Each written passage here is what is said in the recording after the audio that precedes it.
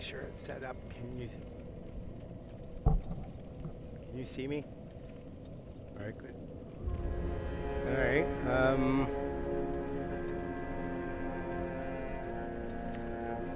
What else do I got to do here?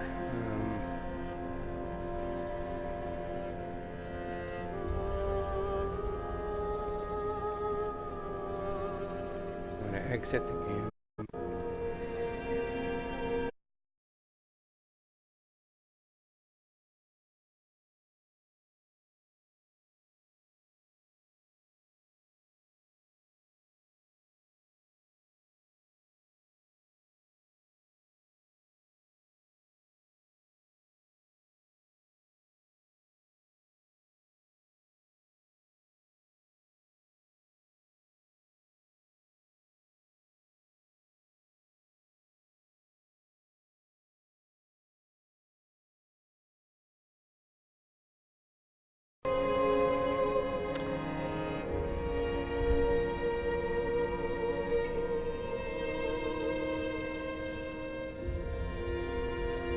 All right, well, I think we're ready to go here.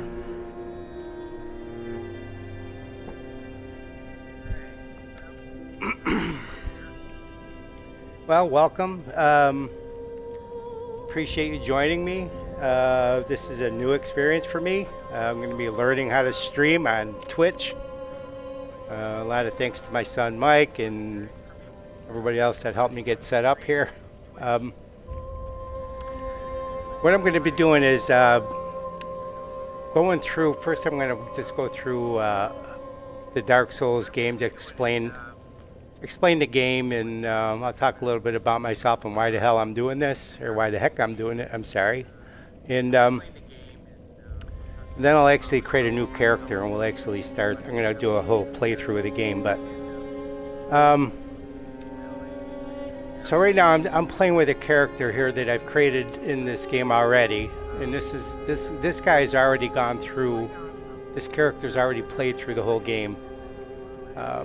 His name is Newbie One Kenobi, is what that's just went out, and he's a pyromancer. Created him, and I've played through this several times, and people are surprised that there's this 63-year-old guy playing Dark Souls, you know, but I've talked to a lot of people, why the hell are you playing that game? Well, I asked myself that question too, because Dark Souls is noted as it's an extremely hard game. You know, you read it, and I talk to people all the time. A guy at Walmart I was talking to the other day said, you play Dark Souls? And people at Planet Fitness were asking me the same thing. You play Dark Souls? Yeah, it's extremely hard. This is not a button masher of a game. You know, I hate button mashers where it depends on how fast you press buttons to beat a level. You know, that turned me off to one of the Call Out Black Ops games where I had to wield off a knife attacker by pressing the B like an insanely number of times. It's just crazy. In this game, every character that you come up against, and there's a lot of characters, a lot of players, has a unique moveset, and any character can kill you very easily. And it seems sometimes the game, it just decides it's going to kill you. But it seems unfair at times. And then when you get to boss fights, it's even more ridiculous. You know, and there's a lot of bosses throughout this game series. So there's a leveling system, so in order to get some of the weapons, so you know, actually you get different weapons and different armor and different spells and things that you need to play this game more effectively, you know, and the resources that then you have to upgrade those weapons, so you can't even use a weapon until you get to a certain level. And then once you get it, then you got to level the weapon up, and the resources to find are very hard. You know, so and and when you level up with what's called souls, so you have to actually collect souls. Hi, Annie Wood. So I just see you in the chat room. So yeah, you have to collect souls as you're going through the game, and there's a risk of losing those souls if you die. I'll explain that as we go along, but. And then on top of all that, sometimes you're invaded by other players. There are other people that are playing the game. So, they could get frustrating where you're in the middle of, you're trying to get your souls, and then some other person playing the game invades you, and you could die and you lose your souls. What's worse is as you die, your character on the screen gets uglier. He becomes what's called more hollow, until he's just like a bag of flesh on a skeleton. So it's a very tough game, very challenging. There's a cooperative element though that's very nice. I happen to be a warrior of sunlight, that I'll explain, where it means I go and I help people, and there's people that'll help me as I go through the game. And generally there's a story with role-playing games. As you play role-playing games, when you complete it, you feel like you've read a book. So there's a story that goes along with it. You feel like you really accomplished something when you conquer this game, which is really good. So with that,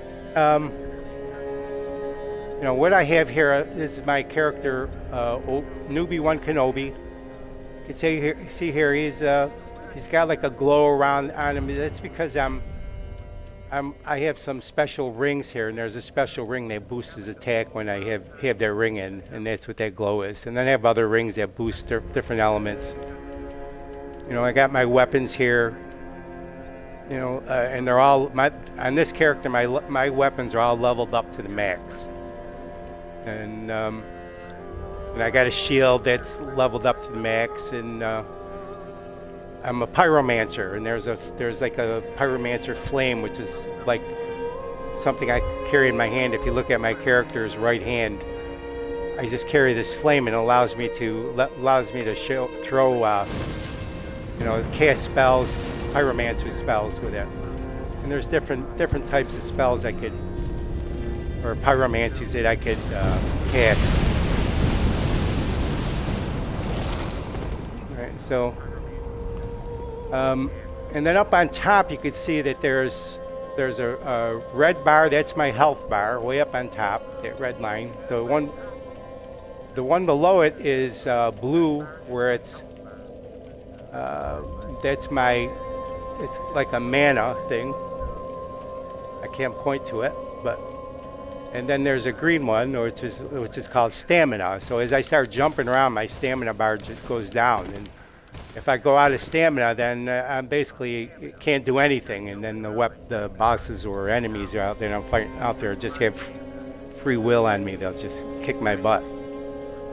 So luckily I could replenish those. I could replenish my health and my mana by using what's called Estus Flask. There's Estus Flask that will cure my health, and then there's an Ashen Estus Flask that'll give me more mana allow me to cast more spells. Right. So let me put some armor on this guy. This character, I happen to have a whole bunch of different armor sets. So I'll just put one that I have on here for this guy. All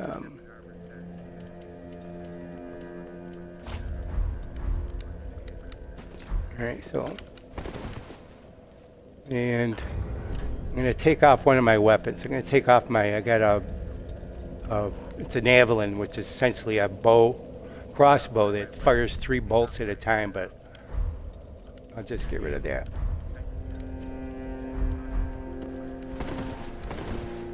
Alright, so now I could jump around. So at any rate, let's get into the game, and I'll just go to one of the levels here, just to kind of demonstrate what the game is like.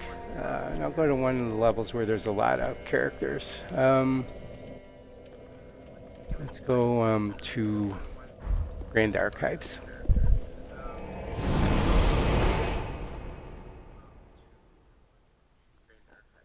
So again, this character is already leveled up. I've been to all the all the locations in the world of Dark Souls 3, and so I could basically transport to them at any time, by going to what's called the fire. So I find one of the fires.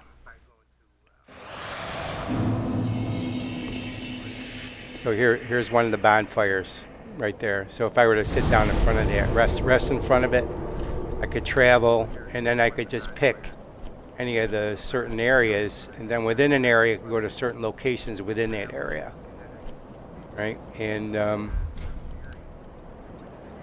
And I could also tune. This is where I would select spells. Again, these are all the spells that I've accumulated, and I could right now it only allows me to select 4. Then there's a storage box where I could store all the stuff that I don't use, and I come back and bring them over. There's But at any rate, now I'm in this level, and one thing I really appreciate this game is it's really beautifully designed. The artwork is just amazing. I really give the folks that developed this game a lot of credit. The mechanics are fun, but it's just beautifully designed. When you go through it, you'll see. On top of being very difficult,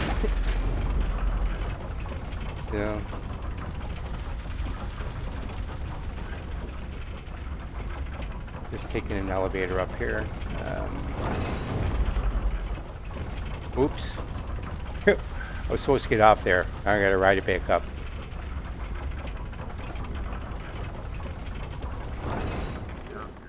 Let's go to the top 4, please. There's a button in the middle you gotta step on.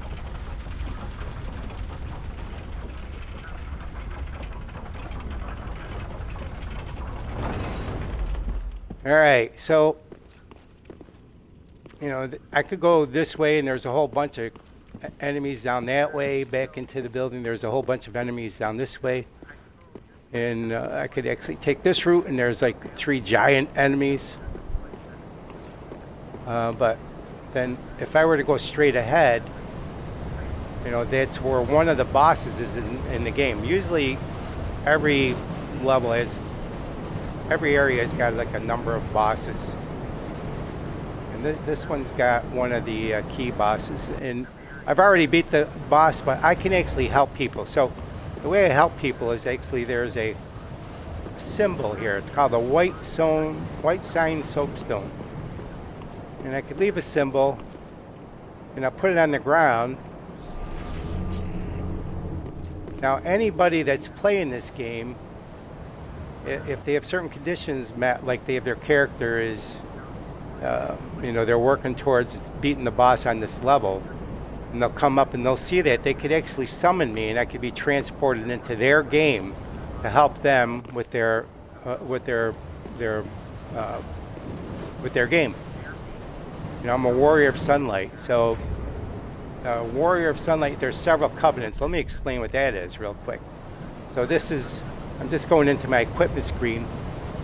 Down below here in the center, there's where I could select what covenant I belong to. So there's certain covenants. Warrior of Sunlight is basically they help other people. Way of the Blue is, certain ones. There's all different stories behind them. I'm not going to get into because I don't want to bore everybody. But right now I've selected Warrior of Sunlight. And if I am summoned, what that does is I'll glow as this bright yellow character, and I'll be in their world, and I could help them achieve something, and I end up earning some coins. So you wouldn't think that, but there's a lot of enemies on this level. So let me just go through and start fighting some of them. So you can see now, these are characters. Now I don't want to take any of these characters. These are some of the easier characters on the level, and I can basically just block, I could fight them. But because when I hit them, one way or the other, it'll show the amount of hit points. So now I've got a leveled up weapon here, so it's going to be a lot of hit points. And it's kind of displayed there, you can see. So that weapon actually went up to 1,020. Um, so I'll just do a quick run and just to activate some of these enemies to show you how sneaky this game is. So I just got hit with an arrow. You see, so my level's already down. I'm gonna throw a pyro spell. You can see 845. That's how much damage that guy took from my spell. Oop, that guy got me with a bow. You can see my health. I got hit with two bows. So I hide behind these things, and they go right through it. So now I could use my mana to re-heal some of my health. Now I gotta go kill these archers here. Now this guy coming down the stairs, you gotta keep an eye on him because this is one brutal guy. Right there's a black knight. He's a knight there. So he's nobody to screw around with. He'll kill you. Oop, oh, now I got the archers farther in the back. I don't want them.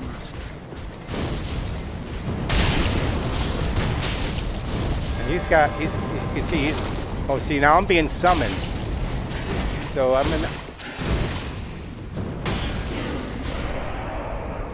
So I beat that guy, but I should be summoned to another world. A second here. Let me refill my health, and I'll refill my mana. So now I can cast more spells.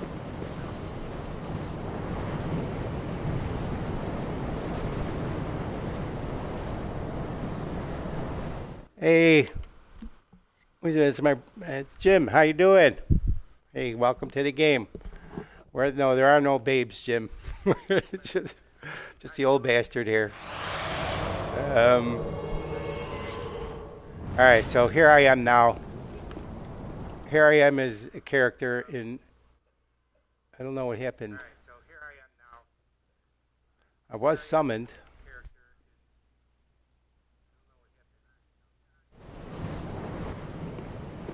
No, I can not anymore. So let me put my summon sign back down.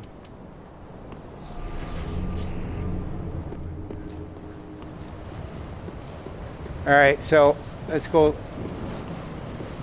explain more. So there's more of these characters here, and I'll show you some of the different spells I have. First, I got to kill these archers because these archers are a pain in the butt.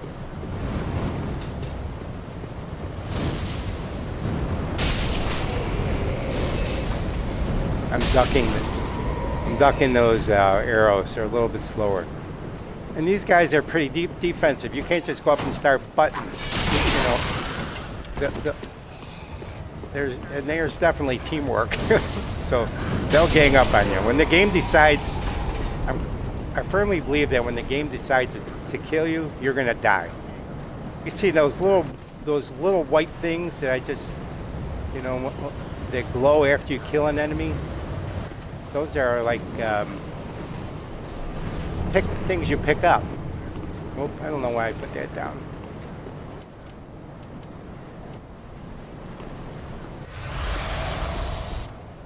All right, so I'll try some of these other spells. This is a floating chaos spell. It shows. He's using the shield to protect himself. Let's try Black Serpent spell. It's not really a pyromancy. It's called pyromancy. And this is one of my favorite spells. It's called a Great Chaos Orb. It's one of the more powerful ones. But it hits, but then there's a lava pool. You can see he's healing himself right there. That's what he just drank. You can see his health bar is over him. So now, so he's almost dead. Just one hit and he's dead. Same thing here.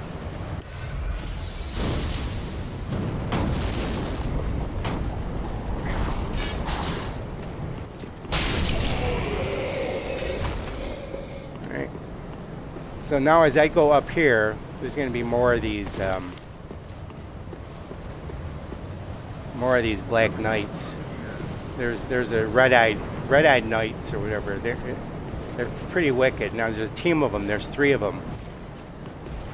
But I've got this advanced spell. It's called Rapport. It turns them into an ally. So they'll actually attack each other. The one that has my spell on him is going to help kill the other one. Well, unfortunately, the one that had my spell got killed. So now I got two of them I got to contend with. Luckily, that spell got him.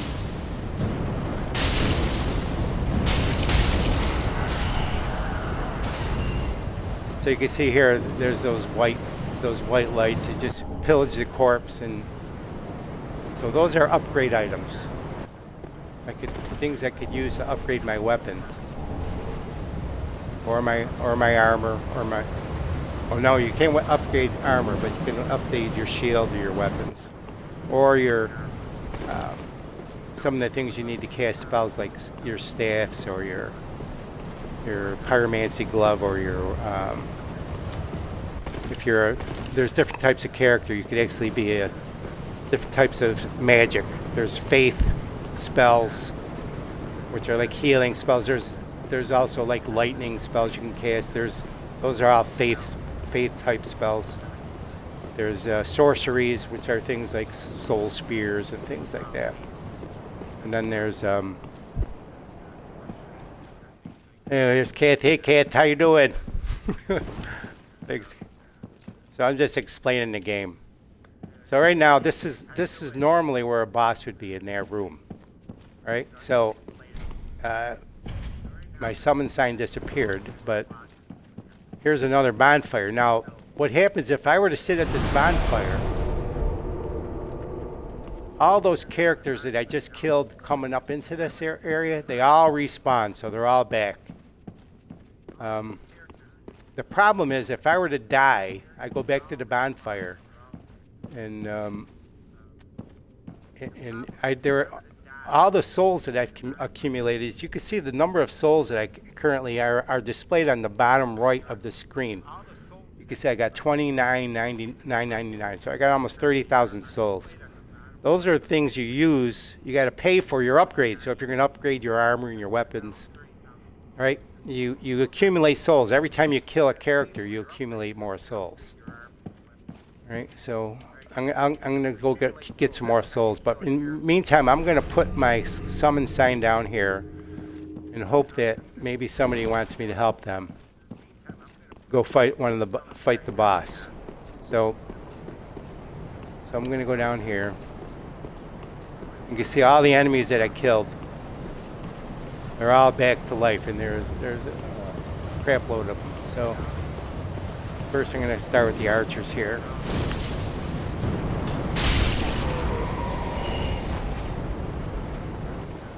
And I could actually cast rapport on this, my rapport spell on that guy.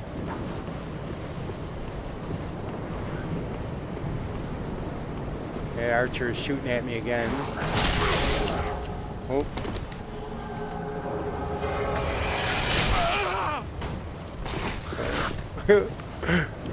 Easy, boy. Alright, so now that I got that guy fighting that enemy, I could cast my spell on him, and he'll end up fighting the other Black Knight, Red-Eyed Knight.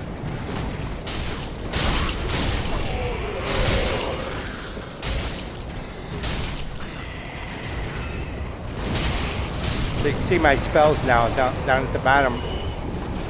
I'm up to like 31,000. Oh, darn archer. The archer is going to continue to shoot. But I could block it, conceivably. But I don't got time to be screwing around with that, because these two guys will kill me in an instant. So what I'll do, I'm going to purposely die here, just to show you what I mean by spells here. So I'm going to... There's no way I could fight two of them. I'll try, but now he's actually what's called buffing his weapon with a... So it gives extra damage. So now he is too. So I got two of them with buff weapons, and these guys are brutal. So I try to fight them both.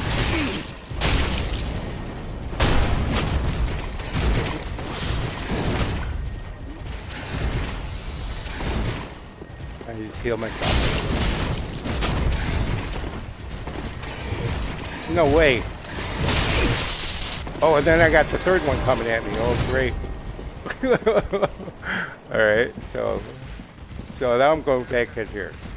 So I'm going to heal myself, and I'm going to have to use my Force Skull on one of these guys. I need some help. Oh. Alright, go get him. Come on. Hey, buddy. Not you. I'm gonna get you.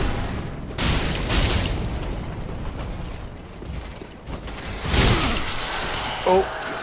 Yeah, thank you. Now, if you can get behind a character, you can execute with like a backstab. And it's called a critical hit. Alright, so I'm supposed to die there. So let me die.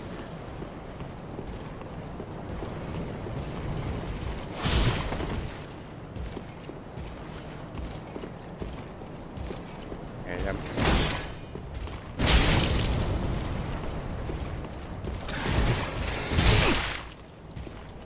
Come on. Because I want to demonstrate the mechanic. There we go. So there's my character died. So what it will do if I die, I'll go back to the last bonfire and I'll respawn there. Right? And so that's where I'm at. I'm at the last bonfire. But I look at if you look at my souls now, my souls are 0.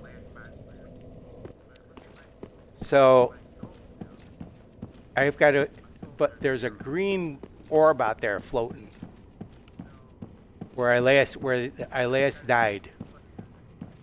And if I could get that, if I can go reclaim that green orb without dying, I get all my souls back. I've had time. Hey, Mikey, how you doing? Thanks for joining me, Mikey. So there's got a few people watching, but I'm just kind of walking through to explain the game a little bit before I'm going to create a new character, and then I'm going to walk through the whole Dark Souls 3 games. But right now I'm just demonstrating it. So yeah, so there's my souls. If it's saying there, I could recover my soul. So I recovered them, right? And now I got my souls back, and I could resume it. The thing is, if you notice, my health bar is a little bit shorter.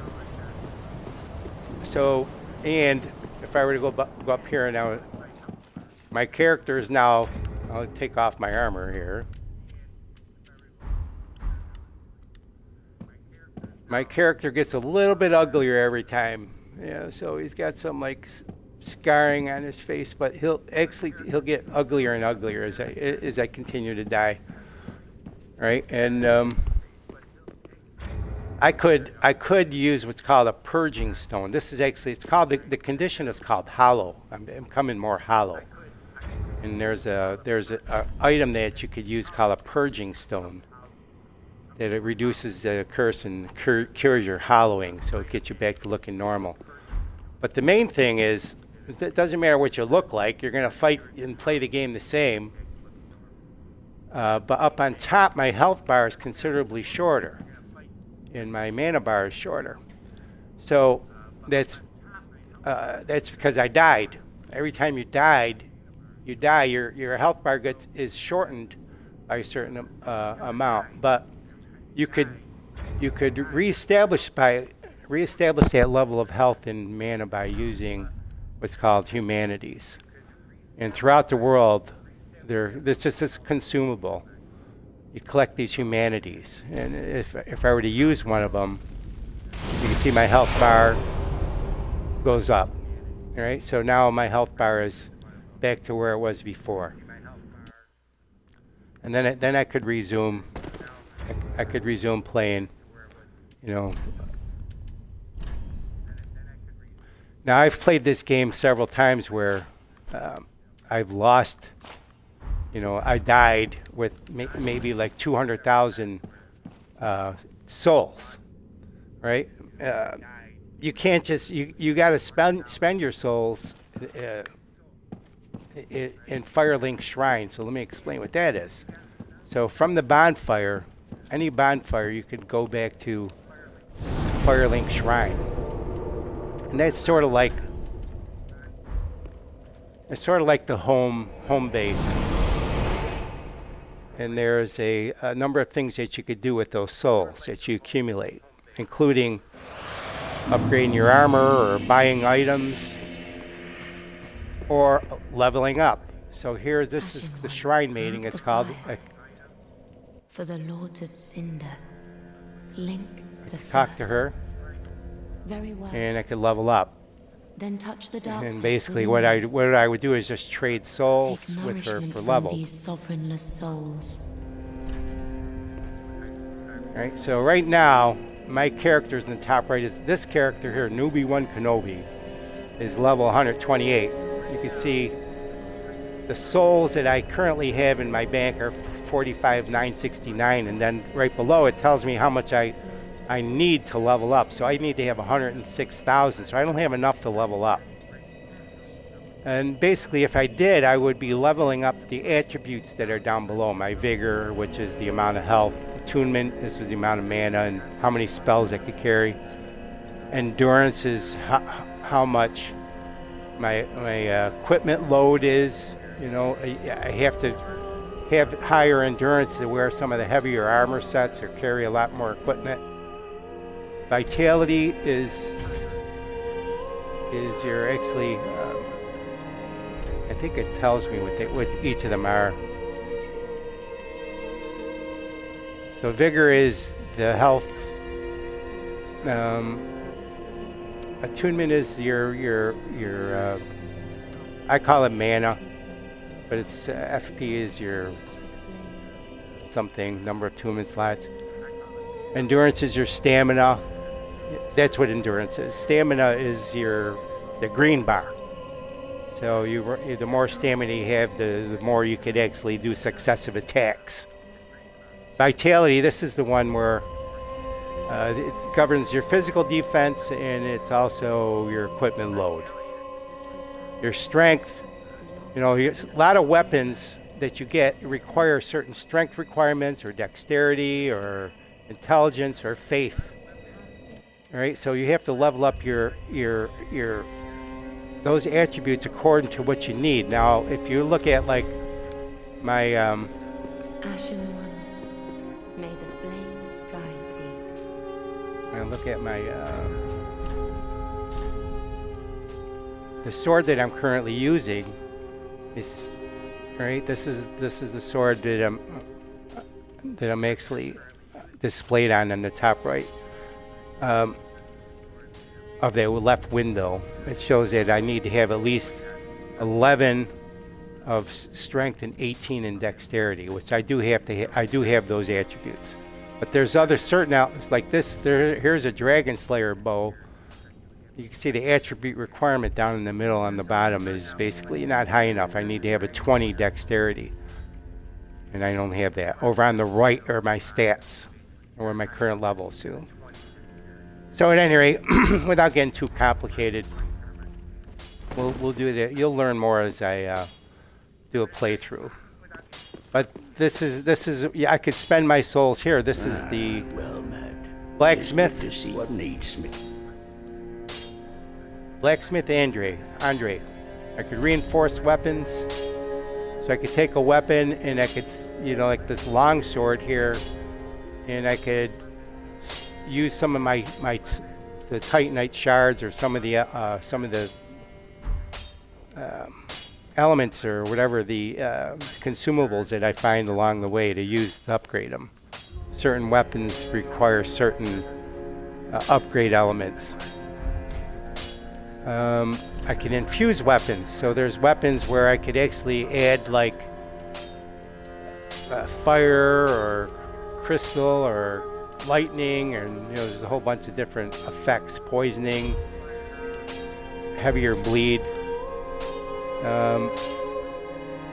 etc.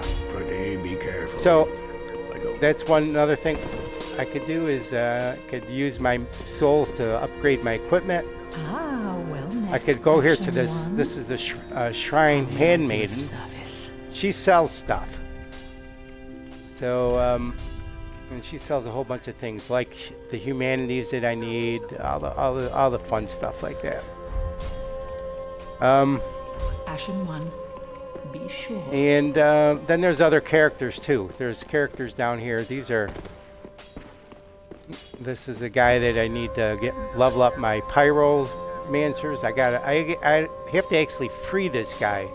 All these characters I gotta find in the game and free them, and ask them. You know, they'll ask either to come to Firelink Shrine to help me, or I gotta ask them, or agree to their conditions. This guy here is if you're a sorcerer build, he's the one that's gonna give you all spells, etc. There's people all buried around here. This is Carla. She's another one that'll help you with pyro.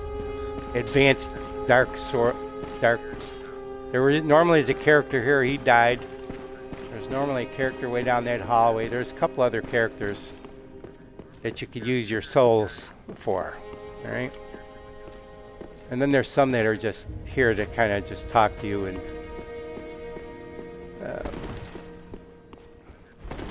give you different elements of the game or hints of the game. There's a guy. This guy wants you to duel, etc. So at any rate, I think I've given enough of a feel for the game.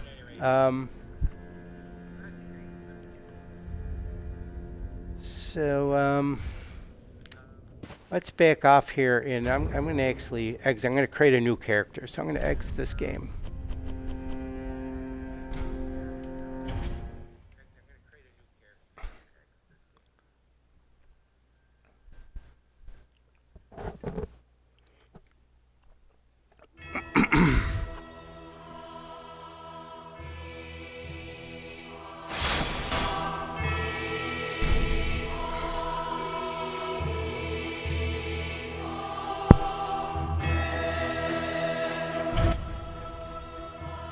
All right, so some people have asked, why are you gaming? It's 63, 60. I'm going to be 64 next month.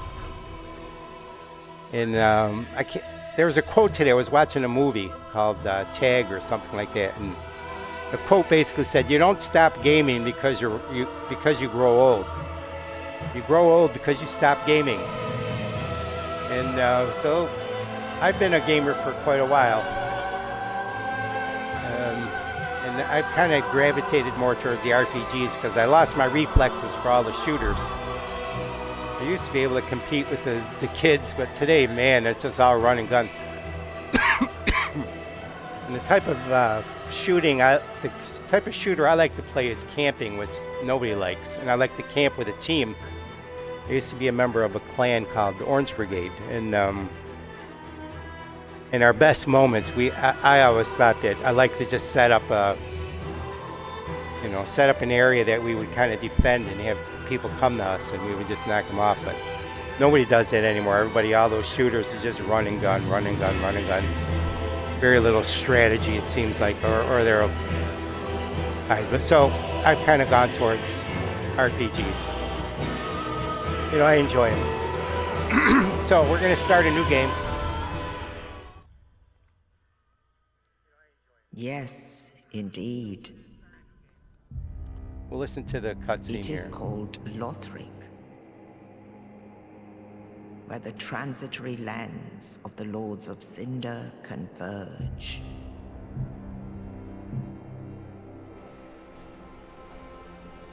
In venturing north,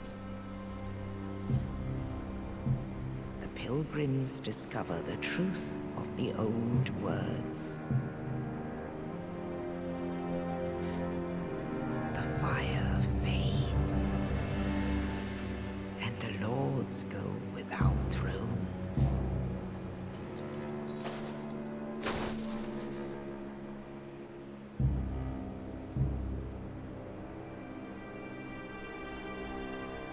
Alright, I'm just gonna refill coffee while this is... When the link of fire is threatened, the bell tolls, unearthing the old lords of Cinder from their graves.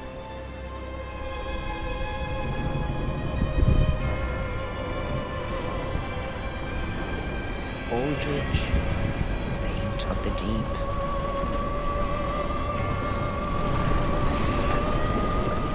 So these are some of the key enemies you get, big bosses you gotta fight. They're giving you a little preview. Farron's undead legion, the Abyss Watchers.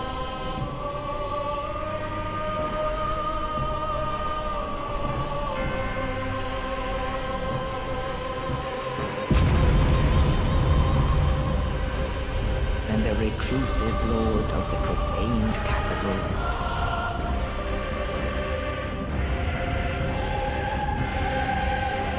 There's Yorm. The giant.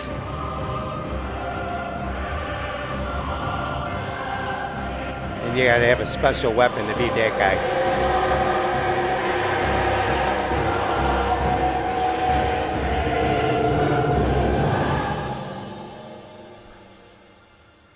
Only in truth, the lords will abandon their thrones.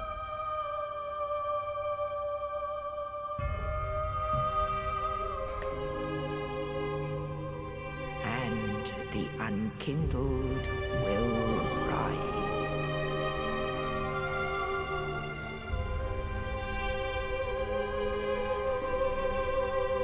Nameless, accursed undead, unfit even to be Cinder. And so it is that ash seeketh embers.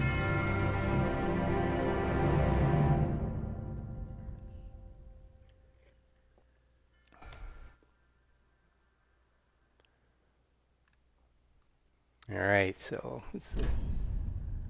that's the intro. So now I'm going to create a character. So, all right, so let me create a new name here. I was thinking about this today. There's a character, there's a woman in this game that actually helps you. Her name is Yuria of Landor. I'm going to create one that's called... I'm going to call this one Urias of Landor.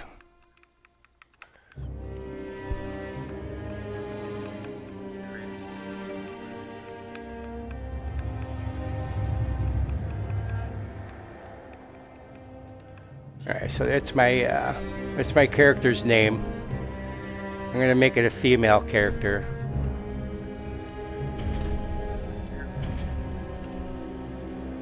Young. Class, I've played most of these. I'm gonna go with the Pyromancer, and I'll explain why. I recommend if you're gonna play this game. A lot of people recommend Knight or Warrior because you actually start out with good armor and a good sword. But with a Pyromancer, you end up with a Pyromancer glove in a spell right off the bat. A Pyromancy spell. Burial gift, you get to pick a gift, and these are all things you could pick to start with. I could have nothing. I could have a life ring, which raises my maximum HP, my health points. I could take a divine blessing, which is something I could just use once, which is a waste. The hidden blessing is once. A black fire bomb is, again, just a one-time item. A fire gem is something I could use to infuse the weapon, but there's a soul. Stubbornless soul, I've never used that. Soul of one who slept beside you, used to acquire many souls. I don't know what that is. Rusted roll coin, which is basically useless. Cracked Cracked Red-Eye Orb is if I want to invade another person playing, and I'm not really an invader. You know, I'm a person that likes to help people. I'm a warrior of sunlight. A young white branch, which allows me to transform through the environment. I'm going to go with the life ring because it's something that raises my maximum health points right at the back.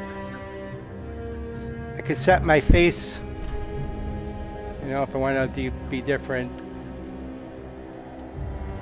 races, Northern Warrior, Astro Noble, Dragon Academy student, Karim, Serpentine Traveler, Great Swamp Outcast, Londor, Shadow of Death, say that 5 times fast, Erythilian. And we'll just go with Northern Warriors. Astro Noble is a little pale. Well, we'll go with the Astro Noble. Build, I could actually play standard. We'll go with standard. I don't want a burly woman. Or we'll just go with standard there. Appearance, I could actually, this is where I could actually get into change like age or voice, you know, physique. You know, I don't want them to be muscular or we'll just go standard. It really doesn't matter. They're going to play the same no matter what they look like. It's just something. What do you want to do? Okay, we'll just go big here. All right, so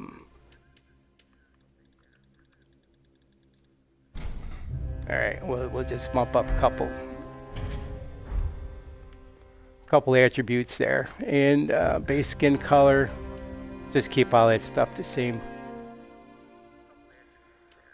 All right, and face detail. I guess I could pick different color hair, but it's just the hair or different hairstyles.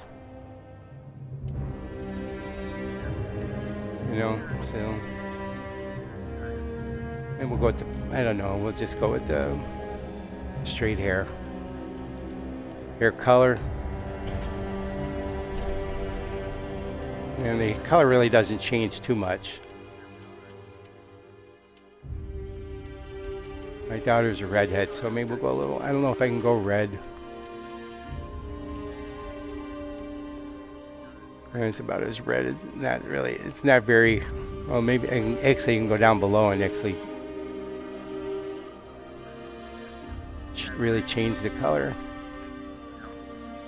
Red, green, blue. I would just go with that. I just lost it, but we're just going to keep it. Doesn't matter. Pupils, I could change the color of all that. Tattoo marks if I want to have her give her a tattoo someplace, but the heck with that. All right, too much time, Lou. So save the favorites.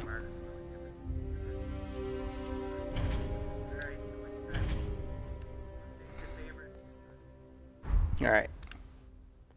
So this is what she looks like. You can see I start out with. They do give me an armor. They give me an axe. And they give me a shield. I've got this pyromancer thing on my head. I don't know if that adds any elements to the instead of a thing, a helmet. But let's finalize the creation. It actually, it also tells you my attributes. I'm a level 8 right now. The vigor, my vigor strength is at 11. My attunement's at 12. All my settings are shown there. Endurance is 10.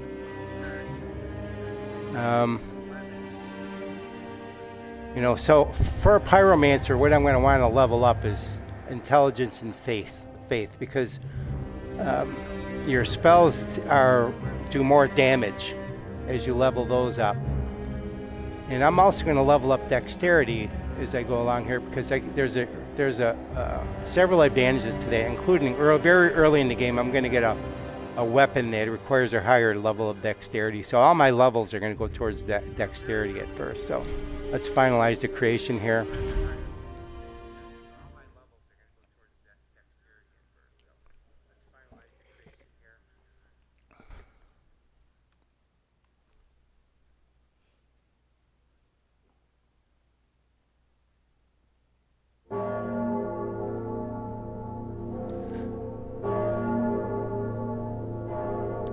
So yeah, I encourage if any of you old timers out there, fellow old timers, I know there's just some people I used to work with that may shy away from this game because they think it's too tough. It's really a lot of fun. You'll really feel good about it. I know there's some younger kids too. There's a guy at Walmart that I was talking to that may be on. A couple guys at Planet Fitness, my physical trainer may be on. Somebody ran into GameStop or whatever, but I encourage you to give it a try. So I started out in this first location. It's called the Cemetery of Ash. And these little stripes on the ground, they're messages. And some of them are in the game, and actually people can actually add messages, but these are all from the game. So, and they'll explain things. So if I were to click on A to read the message, it tells me what some of the control mechanisms. So the R is control the camera. So my right thumbstick on my controller, as I move that around, moves my camera. All right, so that's all that's telling me. This next one basically says my right bumper is my regular attack. So if I hit my right bumper, that's what a regular attack looks like. Just X whack.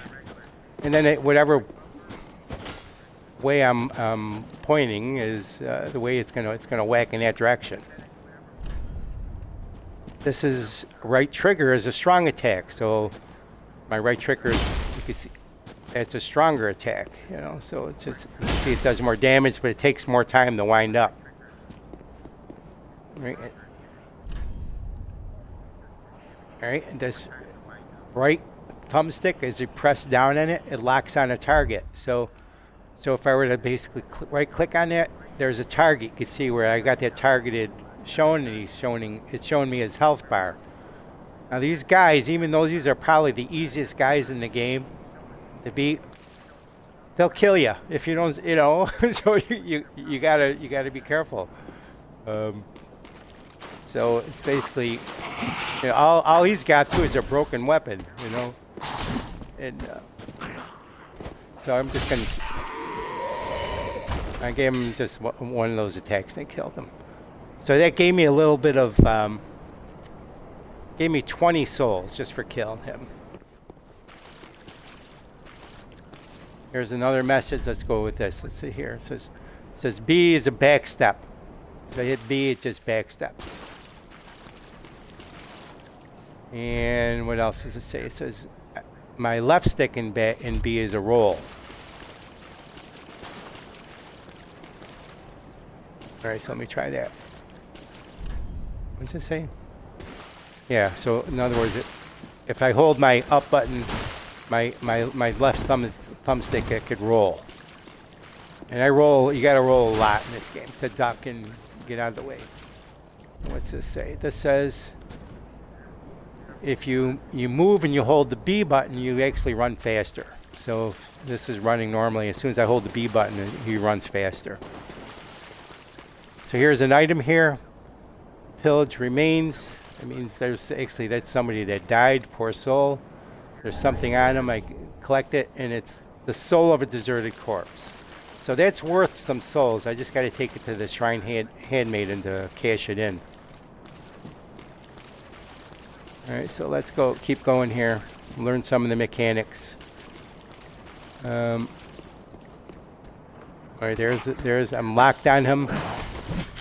I use my shield there to block. What is this right here? There's my Ashen Estus Flask. So down in the lower left, that's what I could change basically from my basic Estus Flask that feels my health, and the Ashen Estus Flask is my it's called focus points or mana. You can see up on top, you can see how short my health bar is. So that's something that you get. What's this say? Guard. So if I hold my left bumper, it just holds up the shield, right? So, and what's this say? This says, if I go up, it says if I hit a critical hit, if I hit right bumper behind an enemy, I get a critical hit. So let's just try that.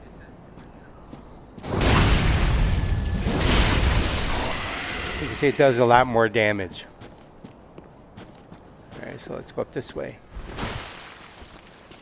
So the right bumper is basically a block. This one says, now this is probably one of the toughest things for me to do, is it's called a parry. It's a repel attack, and then there's something called the riposte, which is if you successfully parry somebody, it gives you like a critical hit on them. It lets you do a special move. But what that is that's a parry. So you gotta time it. There it is. And I didn't get my riposte. So some people are very good at parrying, and there's a couple places where you could just practice that. I'm horrible at it.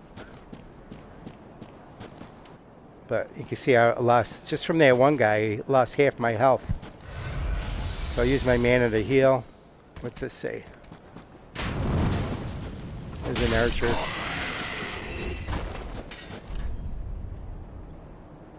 X is to use an item. So that's basically saying if I want to use my Ashen Essence Flask or my regular health, I just hit X. This says here Y. I could go two-handed. So if I go hit the Y button, now he puts his shield on his back, and now he's two-handed. And it says left trigger. There's a weapon skill. So a lot of the weapons have skills associated with them. And I don't know what the heck that one does, but you can see here that these tend to be a little bit more when you go two-handed. Oh, I got a chime actually from that. But they do more damage. This says turn back. I could conceivably go back here and fight this one character.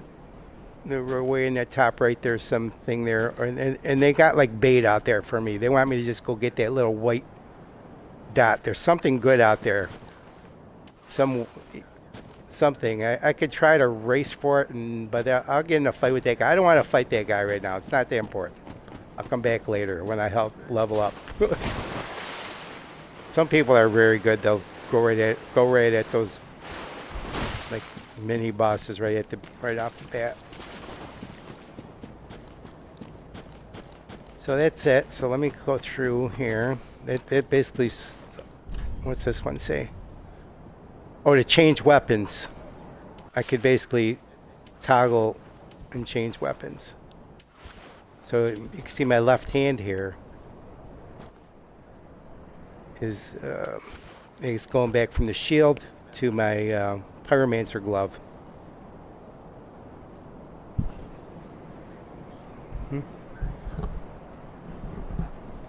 Okay, so come up here, and as you go through this game, you'll see that there's a lot of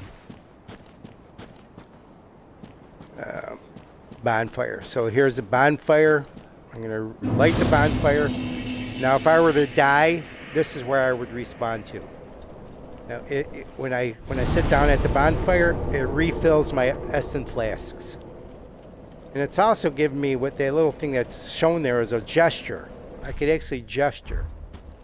And the reason you use those gestures is when you come across other players in the game, either cooperative or when they're invading you, there's a series of gestures. Like a lot of times they'll just, you could wave at them. You can't talk to them. There's no communication. Or you could point. Right? Or you could, a lot of it is like a greeting or a bow or whatever.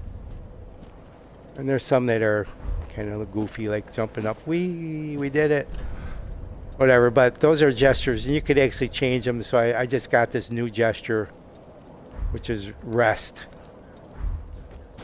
All right, so there's a gesture you could use, but those are out throughout the game. All right, so this is a good location. I'm not going to do it all today, but to practice your parry and move, because there's a few characters, and if you do die, you're close to a bonfire.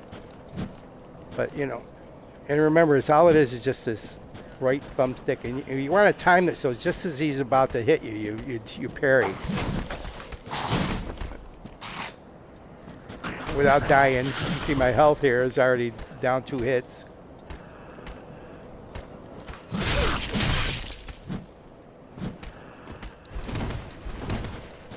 I'm gonna heal.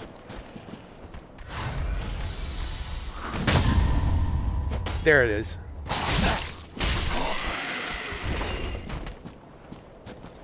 Actually, there's a parry and then there's a few more guys here to practice on.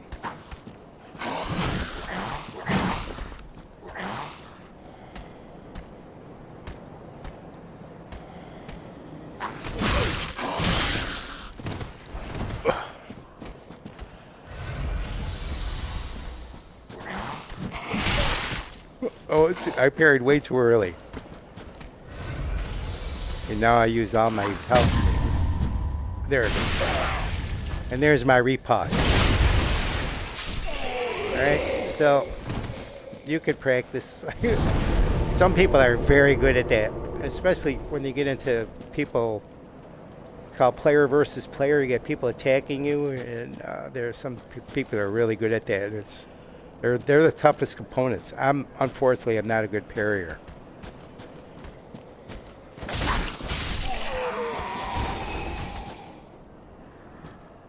Right, and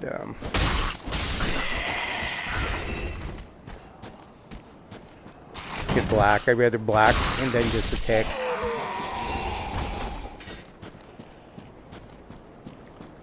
And I think there's one of my first upgrade items. If I look down there on top of that coffin, and I got to get to it by jumping. Titanite shard. So it's one of the elements I need to upgrade. So got that. Here's an enemy down below. There's a move if you fall on top of an enemy and you hit your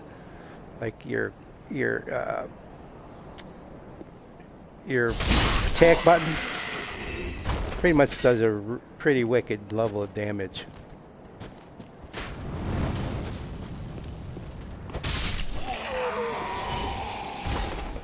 All right, so you can see my health is now up to 3, or my souls are up to 300. So here's the first boss of the game. Gunder, his name is, but you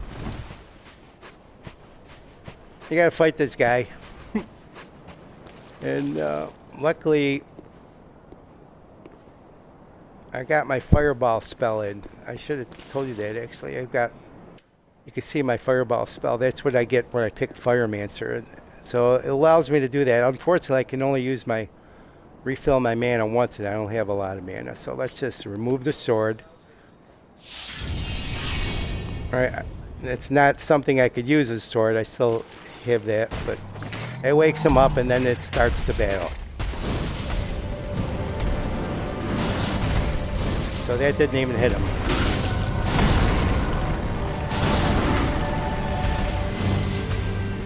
I'm just gonna dodge at this guy. You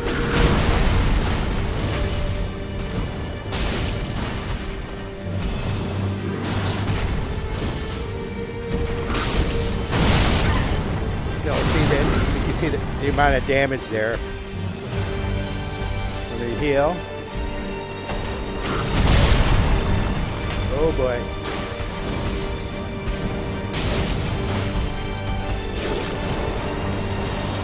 Now he's transforming.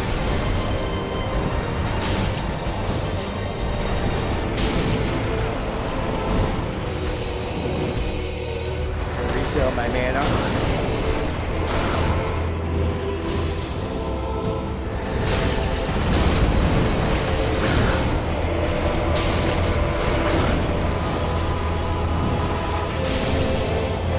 Alright, so that's the first boss.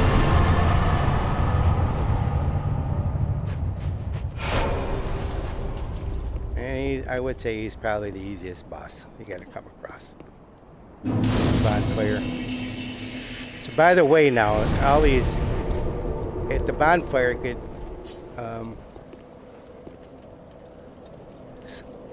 it refills my health, my flasks. If I said that. So at any rate, so let's continue on here. Open up the door.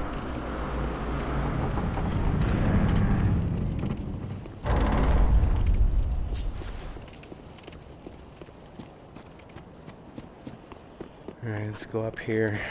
There's a few more enemies and a couple items we want to get.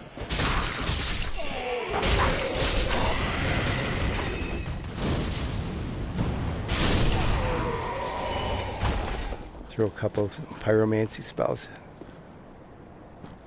So I just like that pyromancer build that right off the start. Some people like to mix it up and get right in there and start blocking and shielding, and that's good too. I've done that in some of the playthroughs.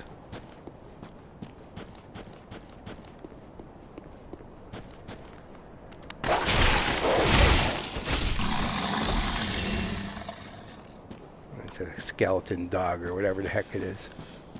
But there are some things here. There's an ember, so if I die and I lose part of my health, I can use that to reestablish my health level.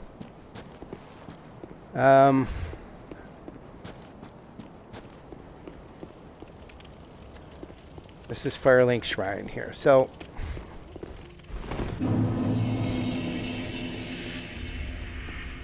this is where the game, this is like establishing your home base, and then where you take that coiled sword that you just got, embed the coiled sword, and it establishes the bonfire at the Firelink Shrine.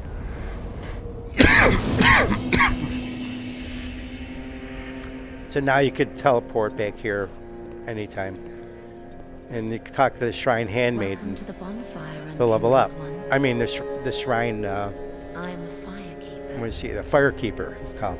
I tend to the flame and tend to thee. The lords have left their thrones and must be delivered to them. To this end, I am at thy side. Very well. So Then touch the darkness within me.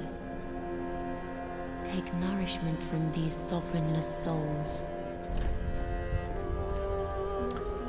you can see I've got 3,394 souls. It's telling me the required souls to level up is 793. I'm going to put it all into dex. Just level up my dexterity up to level 13. And the reason I'm doing that is because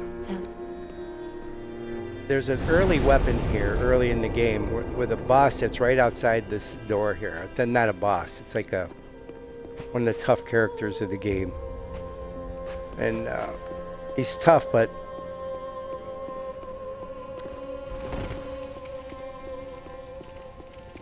he's beatable. Just can't be confident, overconfident. He's this guy way down. He's right up there at the top of the stairs there. You can see a little guy there. I don't want to get too close to activate him. Right in front of the doorway there. I want to kill these guys too, because in case I have to back up here.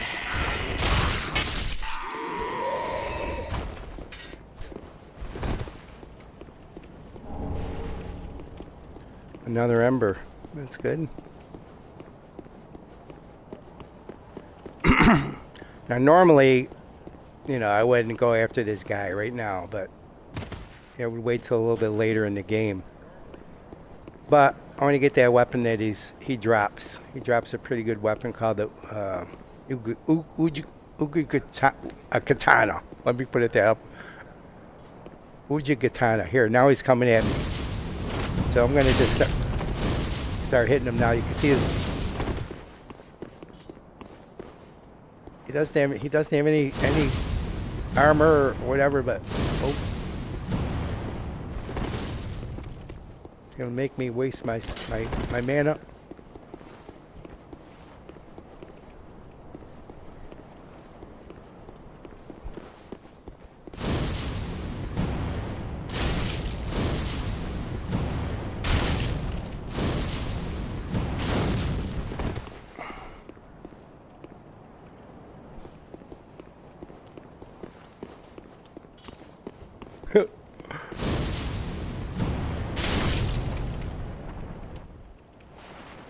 Yeah, refill my mana. I still gotta go through a little bit.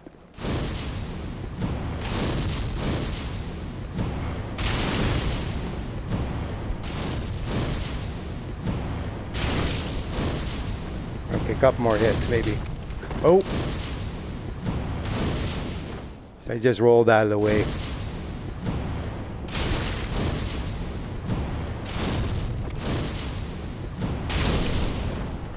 There we go. So, Uchigatana, that's what it is. And then I also get his armor, Master's Attire and Master Glove. Now the problem with that, if I go to equip it, it won't let me equip it. I can equip it, but I can't use it until my dexterity is up to level 16, right? I only have it up to level 13. So I gotta go out and get more souls and come back here to level up in order to use that weapon. So got that. There's also, let me go back in here.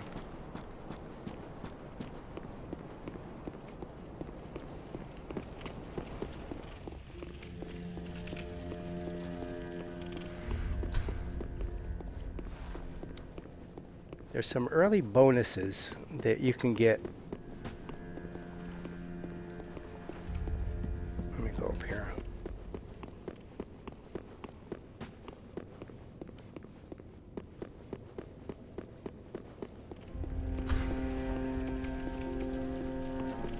Just at one more level here.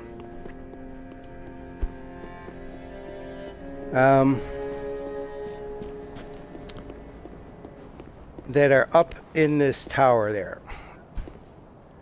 And oh, what's this here? Oh, souls. So I could actually cash in my souls. I'm going to try that. But I have to open up this gate. Now, in order to open up this gate, I have to buy a key for 20,000 souls, which is a lot of souls early in the game.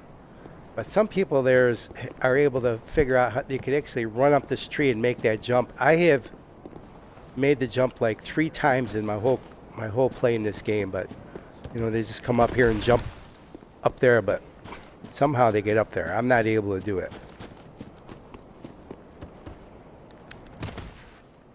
I'm just jumping the wrong way. I'll try it one more time, because I'll come back, but yeah, I'm not able to do it. It's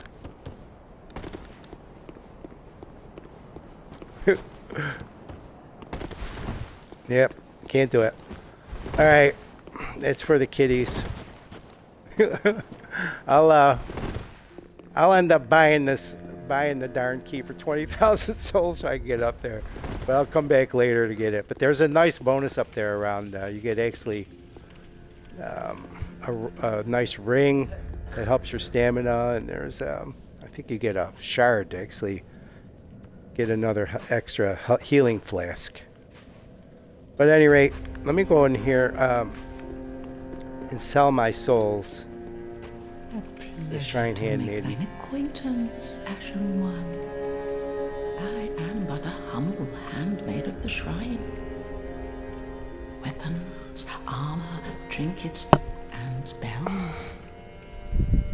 I've lots of little things to ease the burden of a weary traveler. And yes, I'm undead too, but not so charitable as to give my goods away.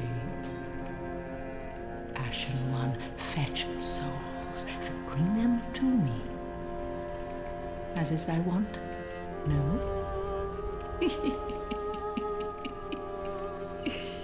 Alright. So I'm playing out the conversations. Normally I could bypass those conversations, but let's purchase an item.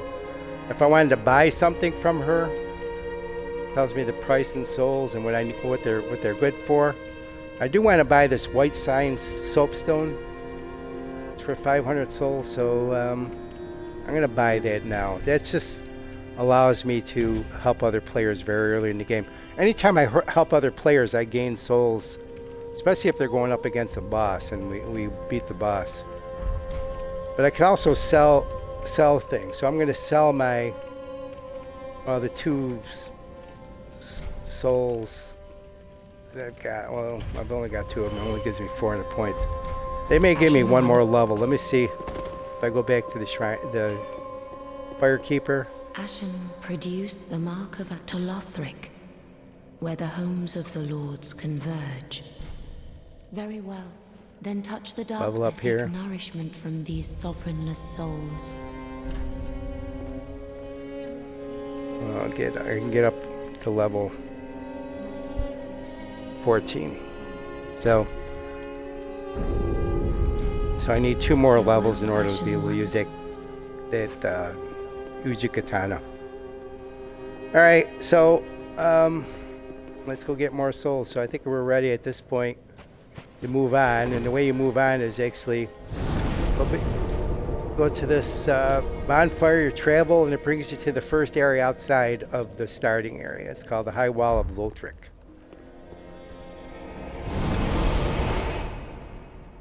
This is where the enemies get a little tougher and the bosses get a little tougher.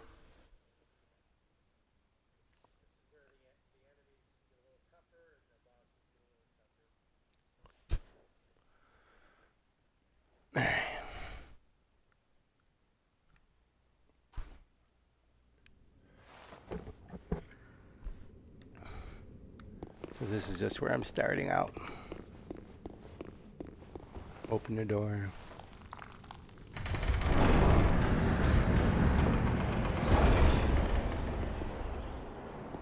All right, so as we go through this world, you know, you can break things, and sometimes you need to break things to reveal like items.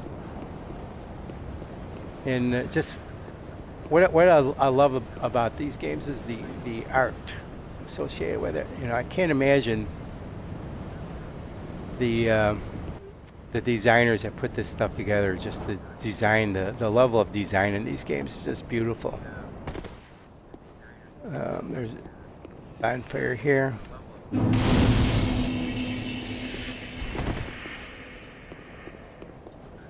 You know, there's different areas I can go to. I can go that way. You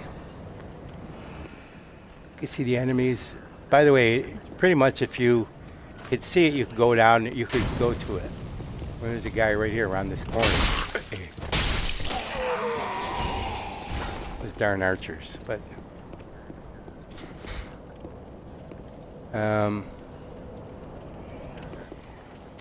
Let's go this way first.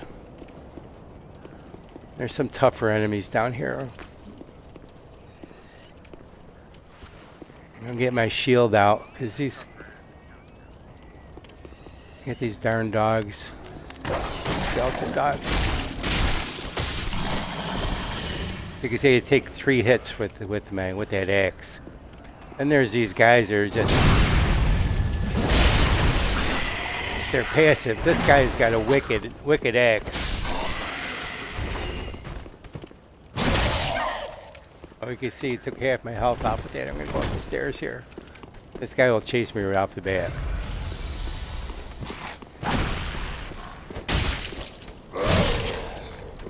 Oh boy.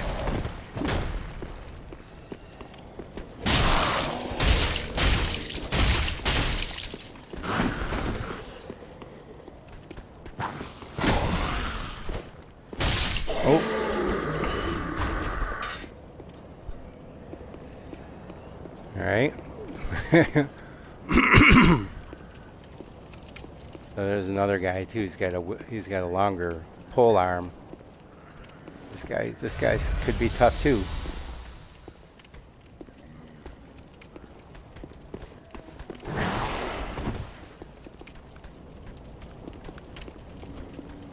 draw him up here.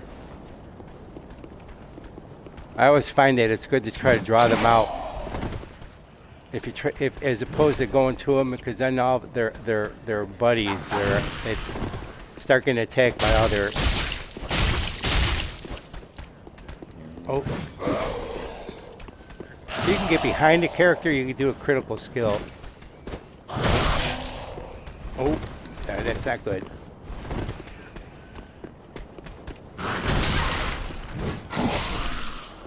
There, so I died right off the bat.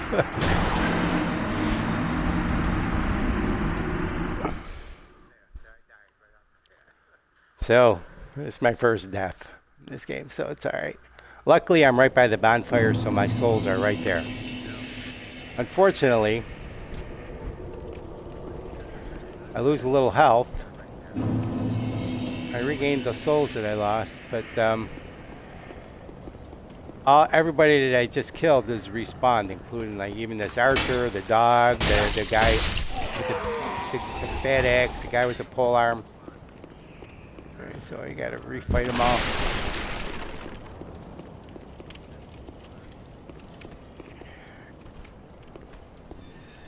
Alright, so let me start with this.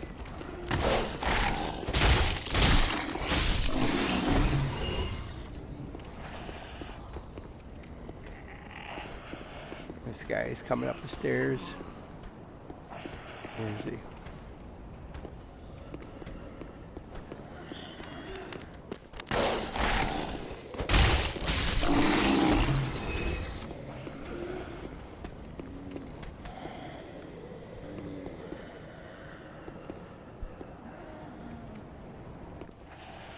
I try dropping on him with a hit. See what that does.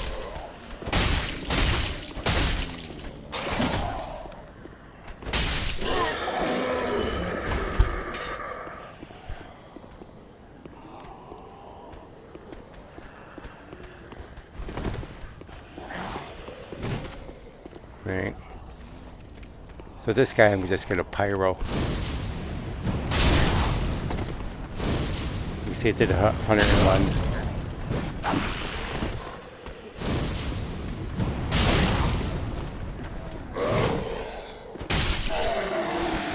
So I blocked it that time. All right. Let me go up here.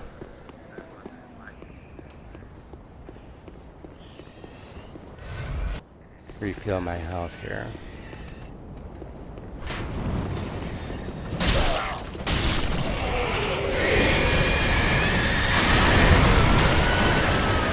Right out there.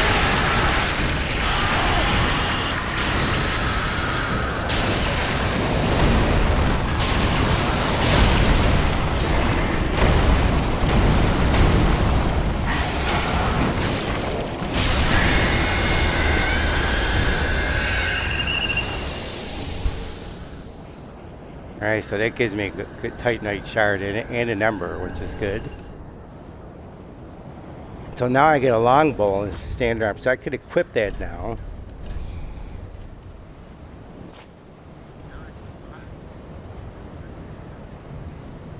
Yeah, sometimes I do, Mike, sometimes I do re-ember right away.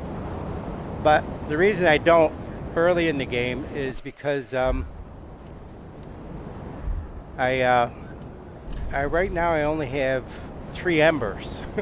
And you know, I don't want to use them all, so I can try to conserve them. I'll use them at key points. As I get more embers, I get more liberal with using them. Yeah, that's a good point. You know, right now I could use one of them. I'm not going to get that much more health, but yeah, I could see the advantage of doing it, you know, so I don't die early. Let me just check to make sure there's nothing else around here that I'm missing. Sometimes they hide the little rewards.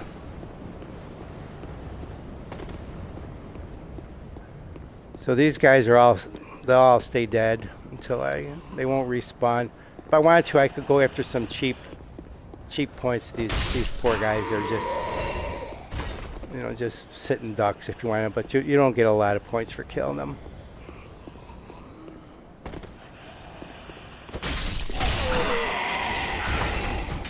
Maybe 30 each.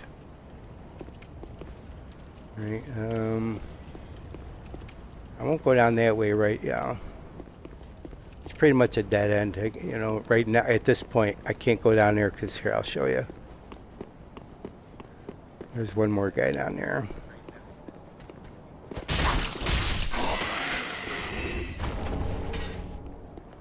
Well, so, that gives me some points, but this is normally where I could go into another area, but I have to actually open it from the other side, so I've got to actually work all the way around the map and come back to this door on the other side. So let me go back up here.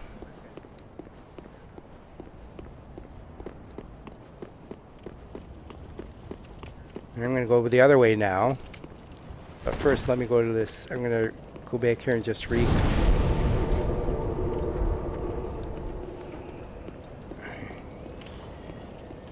Go this way. And this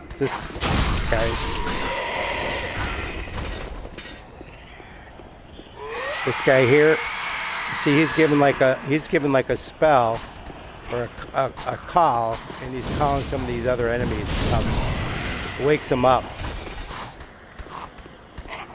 Some of the ones that are passive just wake up.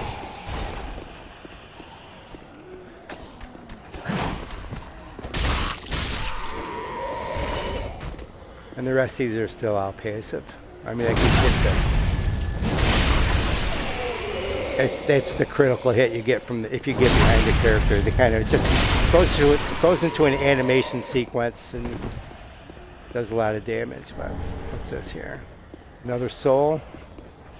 So right now I probably have enough to get my dexterity up to level 16. But let's keep going here. Oh, there's actually something here. I'm gonna kill this guy right off the bat. You know, otherwise he gives a screen and wakes up some of these characters and they all start attacking. I don't know if there's anything in here.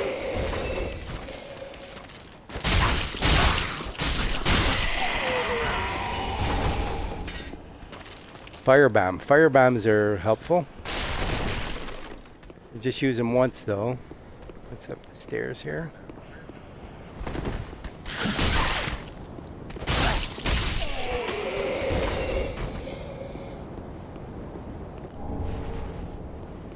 Binoculars. So binoculars are, you know, they're useful some points, but you basically equip them. You put them in. So you can see these are, I have 10 slots where I could equip items to use. And then basically select the slot and it goes to my inventory and I can just pick something that, so I can put the firebomb in there, I can put the binoculars in there. Well, let me put the firebomb in too. I could actually put in that soapstone. So if I want, I'm gonna do that too. So you can see down at the bottom, I've got my Estus flask, Ashen flask, my binoculars, white soapstone, and a firebomb. So, and I use them, I toggle them by just pressing the D, there's a D button, I could just toggle, you can see it down the bottom where I'm going through them. So here's the binoculars and I could just use them. Oop. It kind of gives you a little zoom.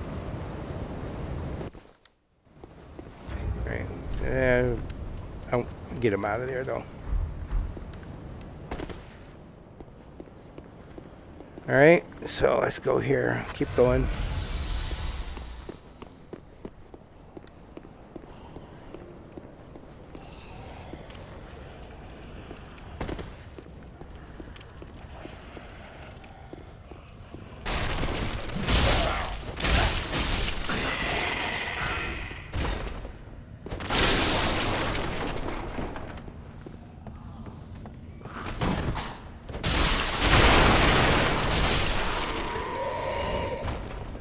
Alright, so this is There's a bunch of enemies on the other side. Up, I can't see it from here, but there's actually a dragon out there too. That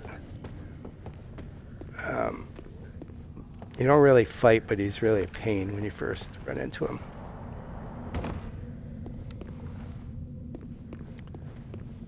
Some item here. Another soul. Now there's a bonfire up at the other end of this here, level here, so I'm going to do that. So first let me get rid of these guys. Oh boy. Health.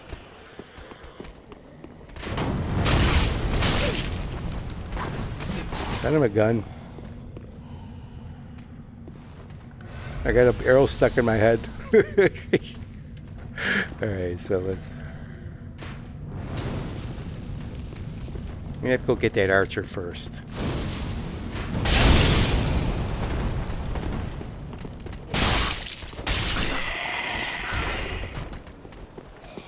Sometimes with a two-handed attack you can break the shield. There you go. So... Now I'm out of, I can't die here because they can say I can't my flask is empty to reheal. But what's good here is I could actually, there's a dragon, you'll see that'll come into play here.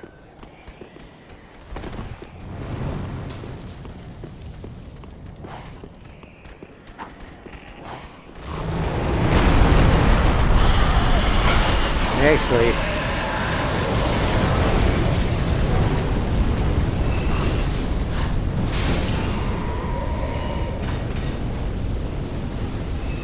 that dragon just threw out a bunch of flame and just pretty much incinerated everybody. I could kind of coax them.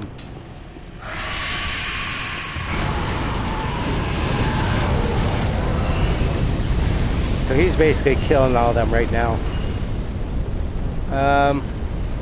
Hey, Nick, how you doing? Yep.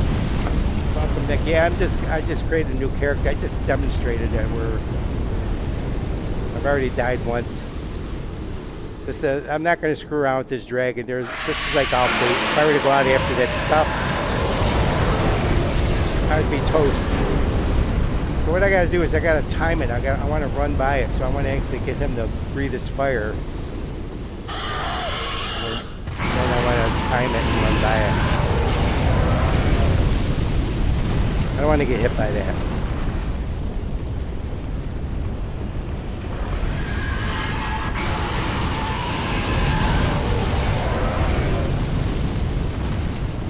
Alright, so this is some enemies here. There's a Lothric Knight. It's one of the first people that it's kind of tough to fight against, but here.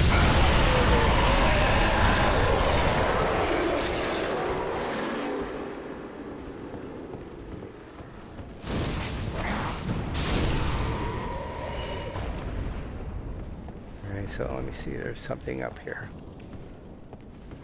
I'll grab that in a minute. Let's go up right above. There's a,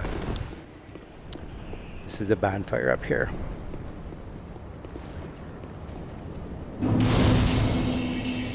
So now if I were to die, that's where I come back to that bonfire. I don't have to come all the way through that level again. Another Titanite shard. So let's go back. I have right now, I've got, what do I have? 3,000 souls plus a couple other active cash in. So let's go transport to Firelink Shrine. Get that, you can use a katana.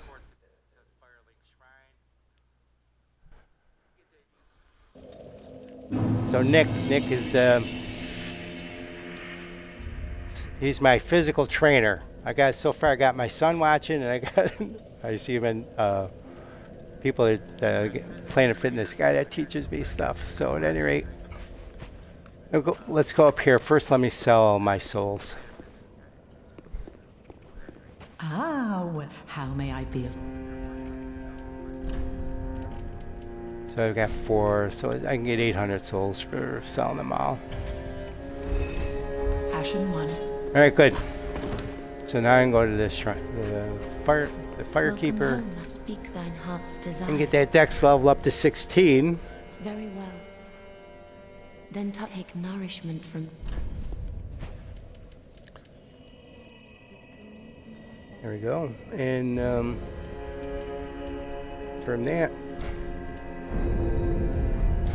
Farewell, Ashen One. all right. So now I could put that, get rid of that hand axe. I could use that use a katana weapon. So so you can see the difference between the two weapons. If you look down at the attack power right in the center of the screen, it says there's 115 plus 15 damage, and the critical is 100. You know, so it's a little bit more than the axe. So, and then the moveset is a little different. So that's the right. Those are the quick attacks. That's with just the right trigger. I mean the right bumper. The right trigger is more of a stabbing motion. All right, and then the weapon skill is basically this motion where it's waiting to attack, and you basically use one of the keys that give 2 different types of attacks coming off that using the left bumper. All right.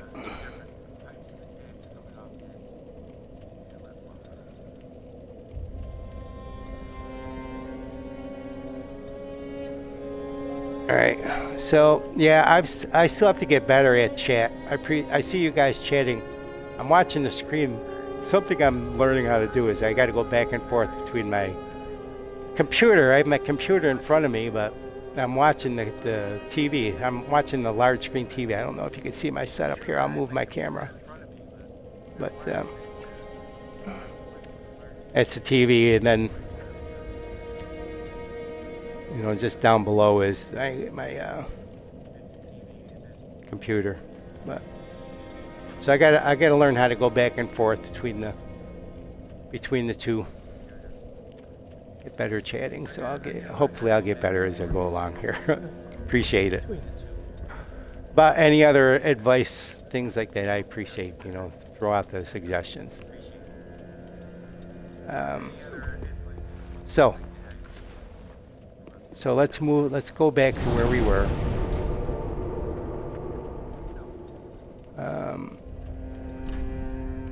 Go back to the tower on the wall.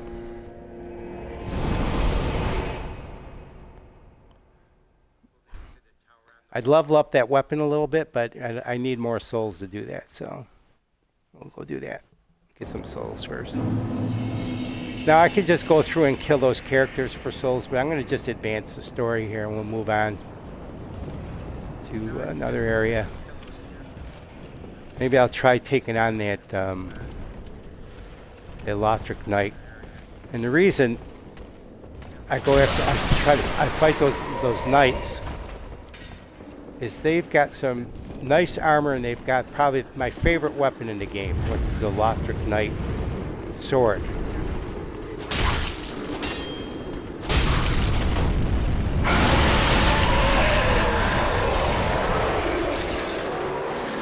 Try to get the moveset here.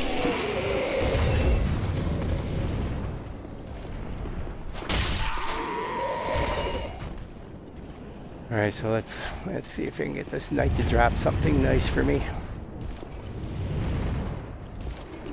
There he is. So now he sees me.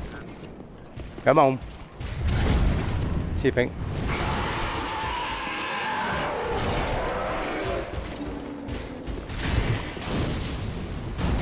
Hit him with a pyro.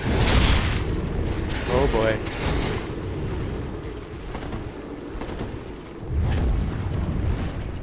Put my health. Oh.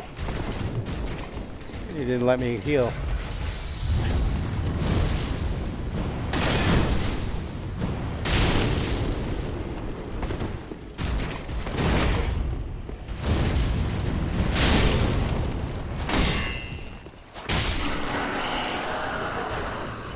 Alright, any drops? Nothing. Usually this guy drops something when he dropped. Well, he gave me a long sword, which is a nice weapon too. But the sword that this character uses is the one I really like to work the best. Alright, so let's keep going here. First, I'm just going to go back here and level up.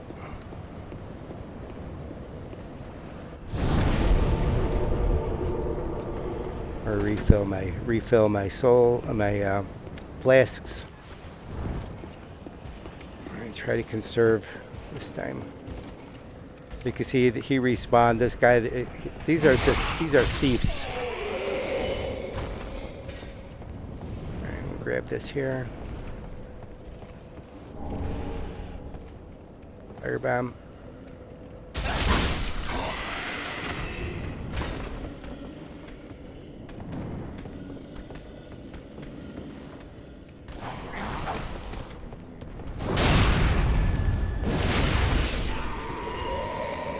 Alright, come out of nowhere.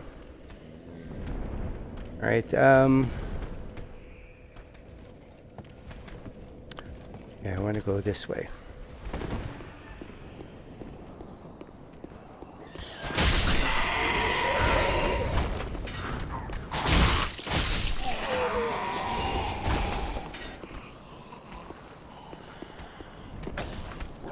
Hello.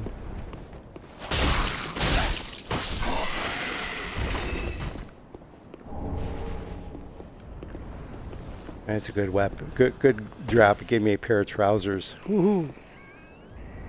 Alright, so I'm gonna go up there. There's this guy. There's one of these guys that transforms right away. I should have let him transform. Actually, I'm gonna go back.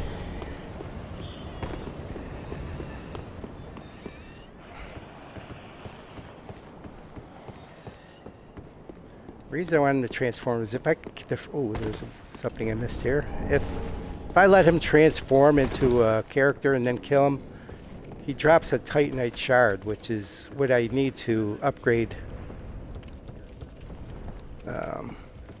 my weapons or armor or my shield or whatever.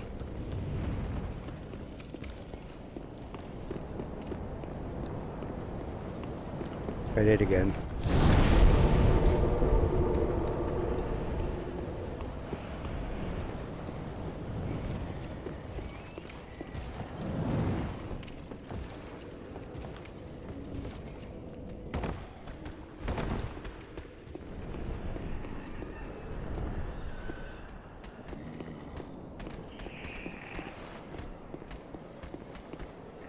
I don't know if he was sneaking up behind me or not.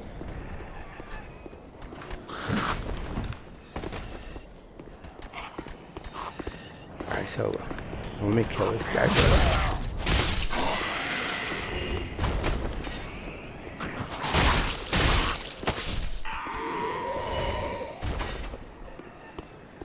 Alright, so let me let this one guy transform first.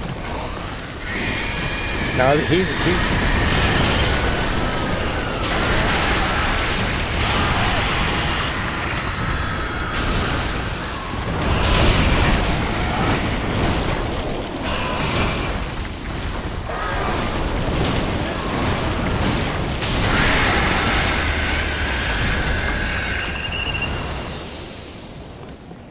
those guys don't like fire. There's my Titanite shard and an ember. Woohoo! All right, so oh, these lizards they drop items too. Oh shoot!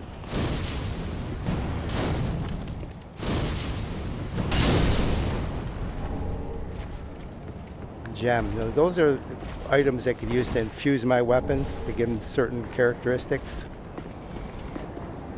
All right. Down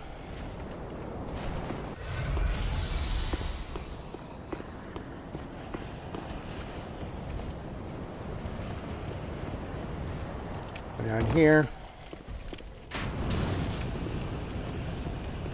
All right. So there's Couple items in here. I hear somebody chasing me.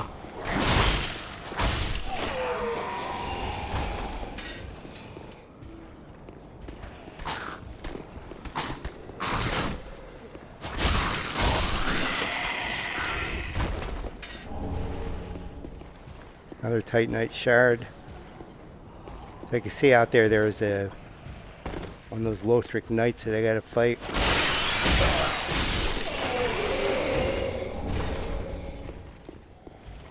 An item there. It's an undead hunter charm. I don't know what the heck that is, but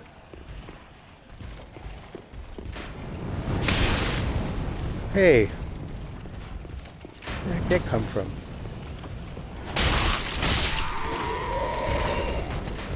All the times I played this game,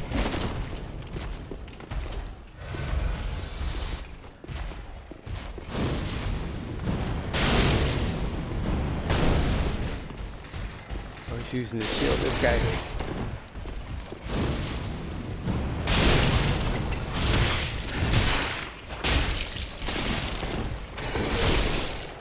Oh, he killed me.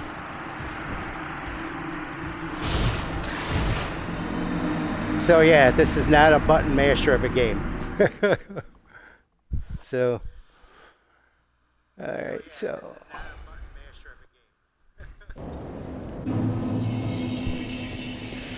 So let me go back. See, right now, it was one of those times where I'd be tempted to use an ember. But if I die again, then I'd lose one of my embers. I don't know. So I'll wait till I get a few more. I'm just going to do a run through and get right back to my... I got to get my souls, right? Because right now my souls are at 0.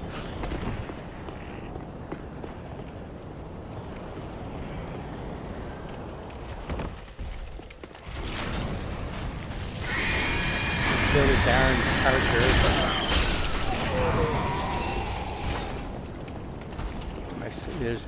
There's my souls there, and now if I got to get them before I die. So there, I regained them. Now, I'm gonna kill this guy. I don't want these archers are such a pain.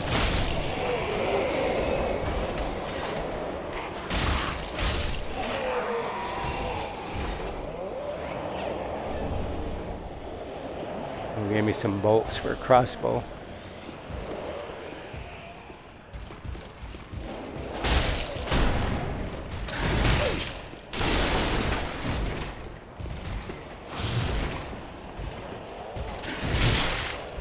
Oh.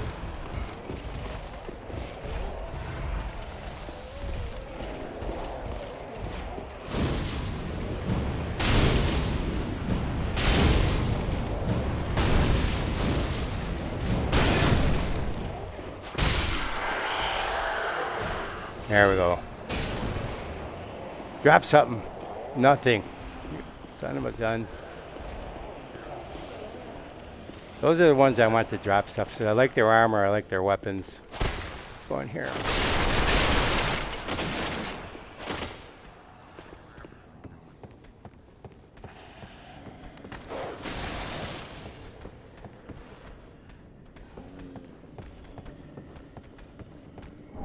An item over here.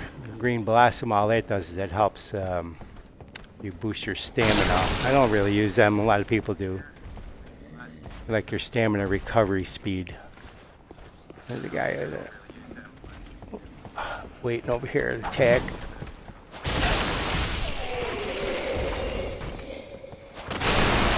Break the stuff. There's broadsword, which is a nice weapon. Now, actually, if I were to compare the broadsword to the Ujigatana, this one you can see the attack power is 115 plus 15. Let's see what the broadsword does. It's 117 plus 16. So that actually does more damage. So let me equip that. It's got a different move set. You know, the weapon skill doesn't really have a weapon skill associated with it. Alright, so there's a bunch of enemies down in this room. I want to kill. But get all the items. But let me go this way first. There's a fire bomber over here that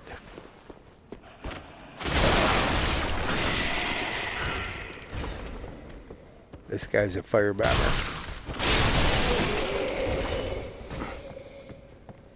And then you'll also notice throughout this game there's chests. And there's different kind of chests. You know, and basically if you look at the chain on the right, it's a key. If you see the chain like that, it's good to open. If you see the chain that's coming towards you, it's really an enemy. It comes out.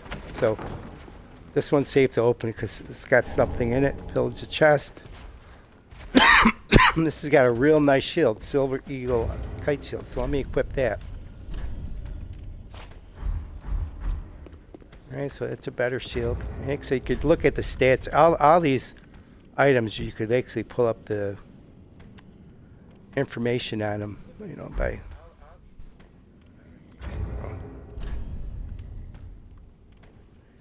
what is it?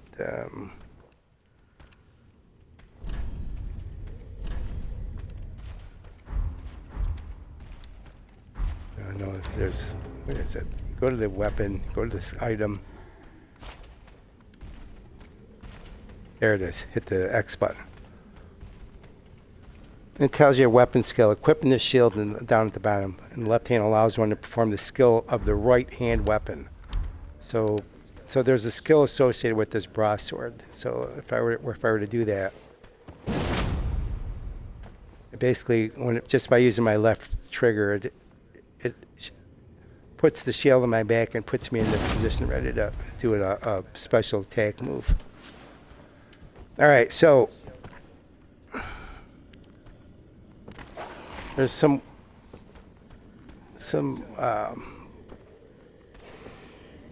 but let me see. I'm going to see if I could draw. Bows are pretty interesting because you could actually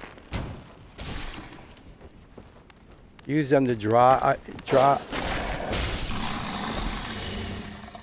enemies towards you. Right now they're kind of oblivious to me, but I can make them aware of me by, you know, hitting them with a and then they'll come into attack mode.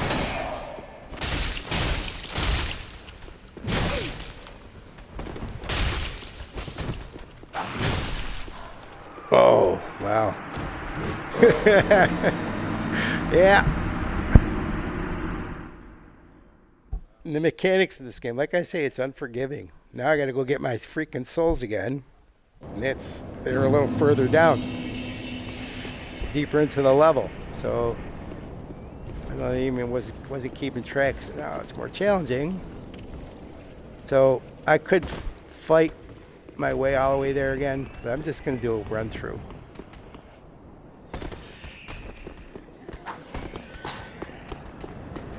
And I swear, sometimes this game knows if you're trying to run through it, it just starts throwing all sorts of curveballs at you.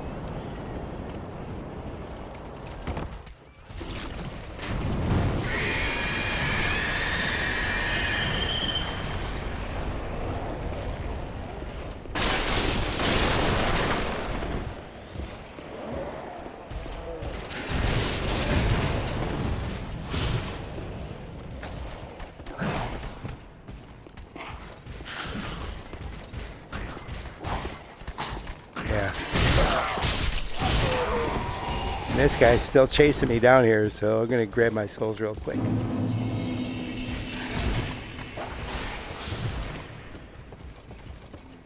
All these guys have respawned, so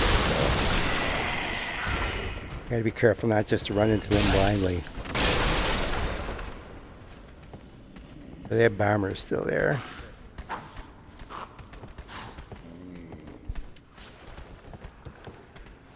See if I can hit him, kill him without arrow.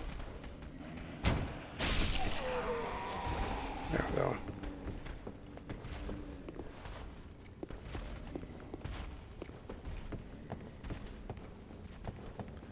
All right.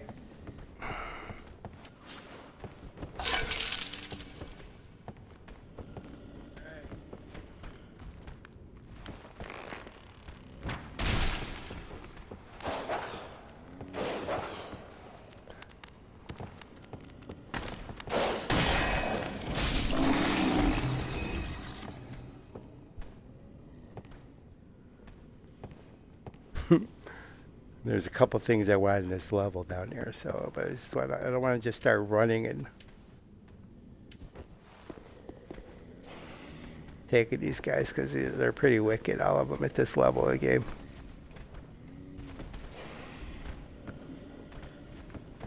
See if I could draw one of them. Hey, buddy, he sees me. Now.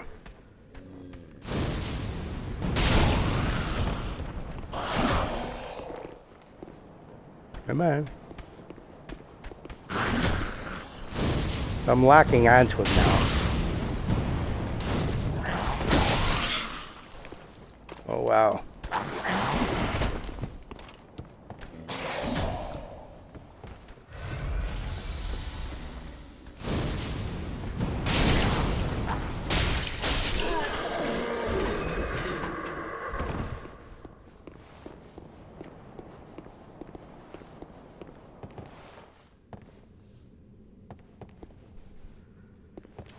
Let's see if we can draw another one over here.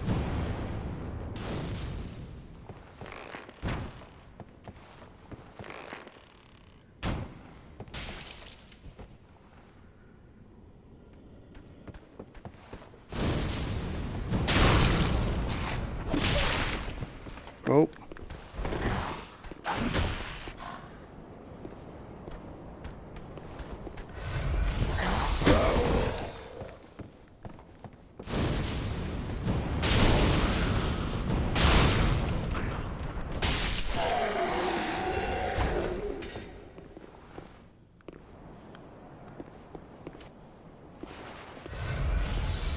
All right. One more guy, tough.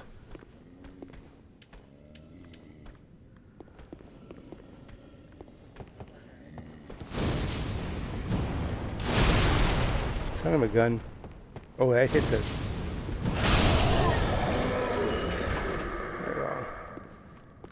And there's his darn dog. Dog. Alright, so these are the items I want. What's down here? Cell key. So this cell key will let me free a person that'll be one of my first helpers.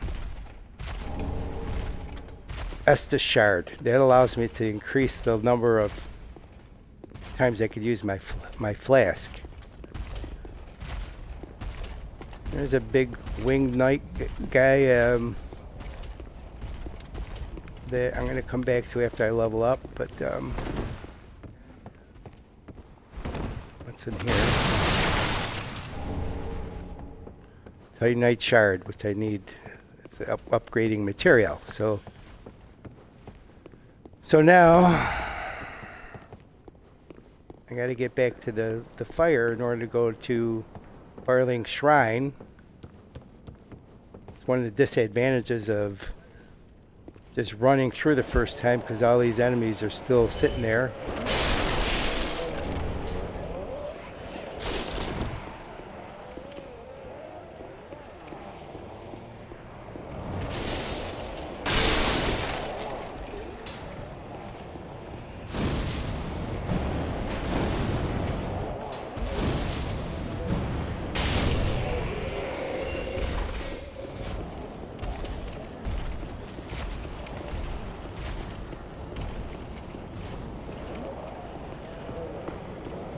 So I'm going to run back here.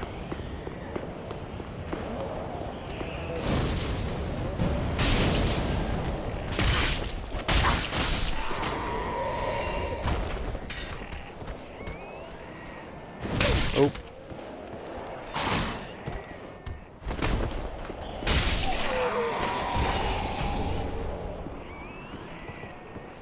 Firebomb. All right, let's get back to that bonfire. Get.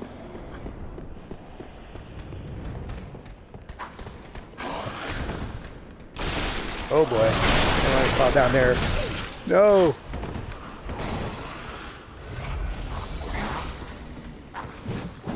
I gotta fight this guy.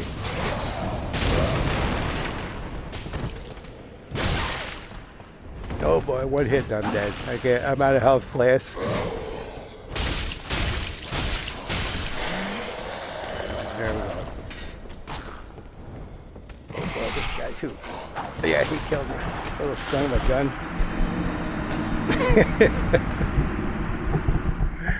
All right. So luckily my souls aren't too far away from where I spawned. All right, so let's go back down.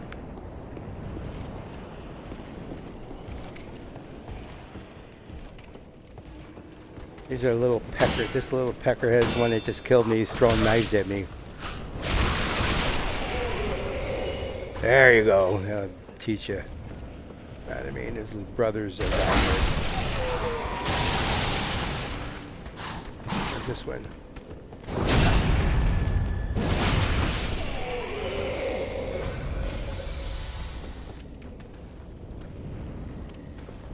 All right, now I gotta get my souls and see if I get. This guy's gonna attack me again.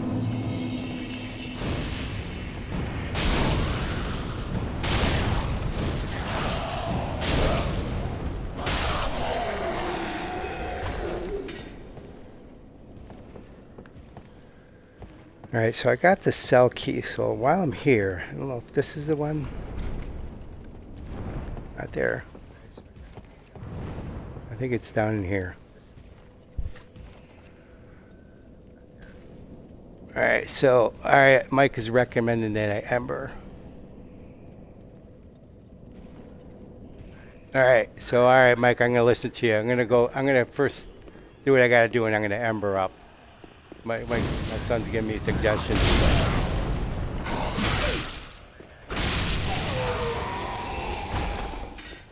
Right, so there's an item here.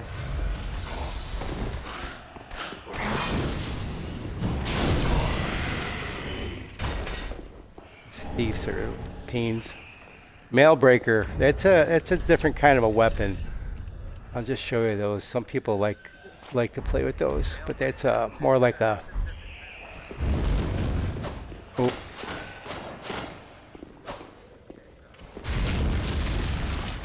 I don't like it. I'm gonna go with the broadsword. Right down here. That cell key that I got opens up this cell. Ah. This is Grey Rat. You're no jailer, are you? No, you're from far away. And judging by the bell, you must be some of that unkindled ash.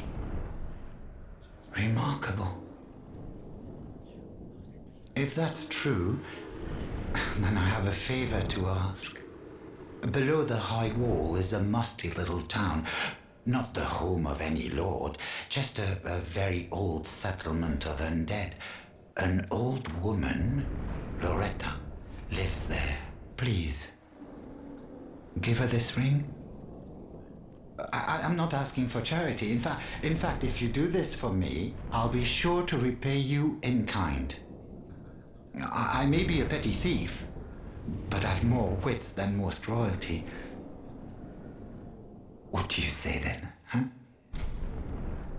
So, Very well. yeah, I I'll take your humbly help. place my faith in you. So he I wants am me to Grey Rat of the undead settlement, and I promise to assist you. Give this He ring wants to me old basically Loretta to- at the base of the high wall. Do your part, and I'll do mine. this blue tearstone ring he wants me to give to this Loretta character. So if I could actually equip that. Right now I've got a Great Swamp ring, which is a nice ring that boosts the effectiveness of my pyromancy. That life ring that I got at the start of the game. And now I can put this blue in that says increases damage absorption when my hit points are low.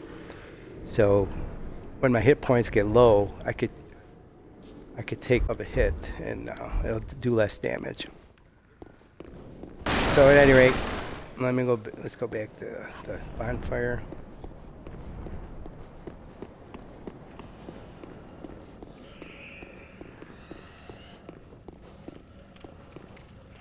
That's the other thing I love about these games.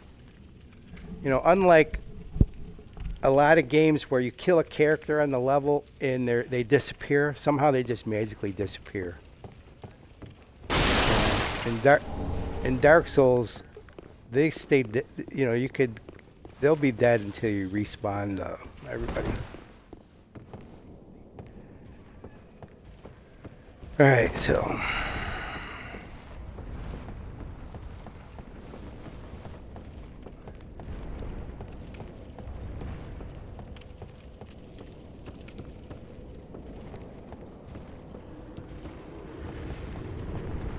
I'll go up here. This is where I'm going to go back up here.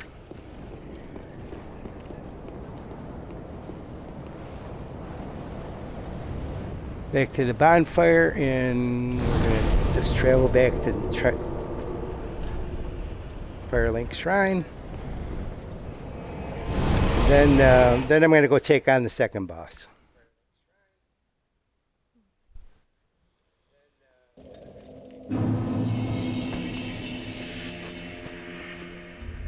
So first,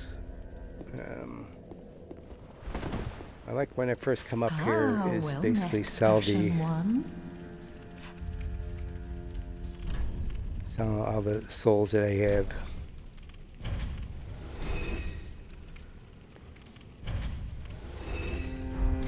So it basically tells me right now that I've got 4,855 souls. And I could buy certain things. I could actually buy more humanity, which is a good point.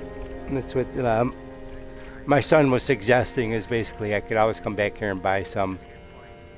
Or I could buy better weapons, staff, different armor, arrows. I will buy some arrows. That's 20 arrows. And alright, so let me go first. I want to level up this weapon. Well, a newcomer, I see. I am Andre. I serve at this shrine as a humble smith, forging weapons. You're in search Hey, of the Andre. Lords of Cinder, I trust. A toilsome journey, I'd wager. You'll require good arms. Let me smith you weapons. I am a smith. Such is my purpose. Alright, so let's reinforce this broadsword. So I could actually, it's telling me I need 2 of my 6 Titanite shards. So I'll just take that to level, and then it's going to take all the rest of them just to get to the level 2 broadsword. So you can see my broadsword now is +2. And now it's attacking at a little bit higher level, 152 plus 24. I don't know if I can infuse anything yet, because I don't know if... I could actually put a raw in there. And it would actually do a little bit more damage. You can see there, my physical power would go up to 184. But if I look at it just the way it is now...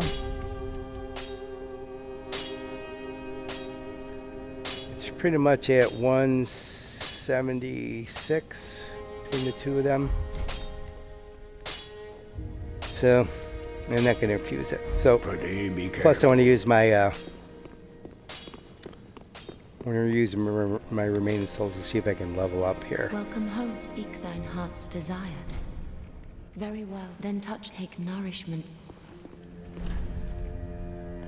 Yeah, so I could actually get more health there. So I could actually take my level up to 483 health. Oh, the other thing I got is that Ashen. So I got to actually go back to the smith to do that. I got that item What needs smithing? to reinforce my Estus flask. So the Estus shard that I picked up, give it to him. And now I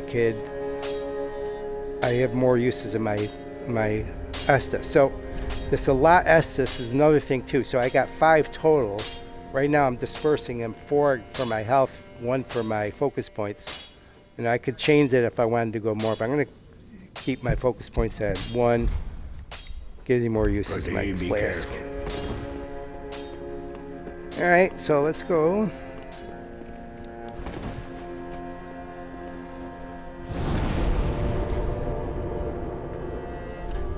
Let's travel back there and let's see how much. What are my souls? What do I have left here? See if there's anything I want to buy before I go there. Ah, how I got 700 souls.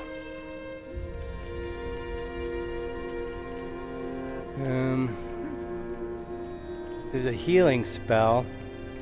I could buy that, and I could, but I can only equip one spell at this right now. Right, so I'll get that later. There's this bone shard, which is called Homeward Bone. This is pretty nice because I'm gonna get a couple of them, or one of them, because it lets me just wherever I am, I could just transport to the shrine or to the last bonfire. I'll buy one of them. And what else? I'll just use the rest on arrows. Ashen one. All right, so now my souls are down to pretty much nothing. And let's go back to where we were.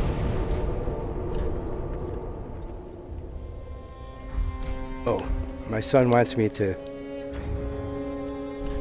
use one of my embers.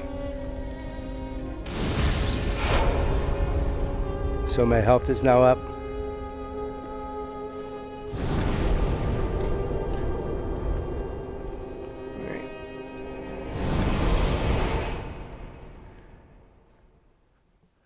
There you go, Mike. You happy now? Just kidding.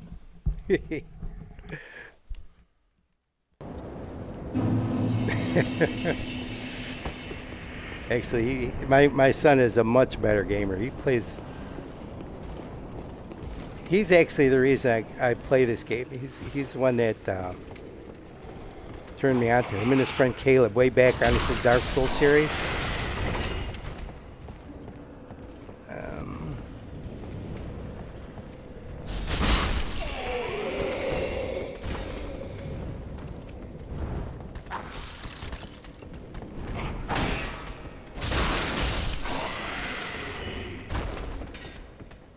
Okay. Alright, this pretty much I could just run by these guys here. I don't fight everybody.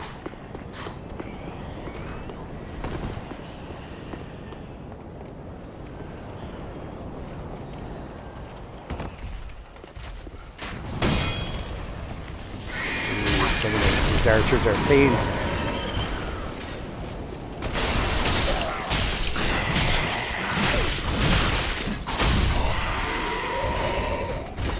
Yeah, I mean, just these are the easy guys in the game too, and half my health is gone. Go down here.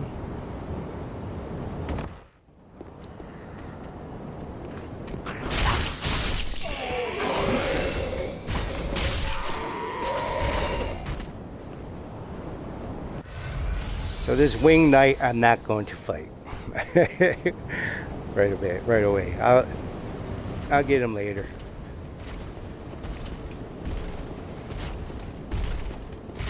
Right, 'cause what I want to do is I want to go right and just get. There's a boss up here I want to get. And there's a couple guys right here I got to take out, including this darn archer.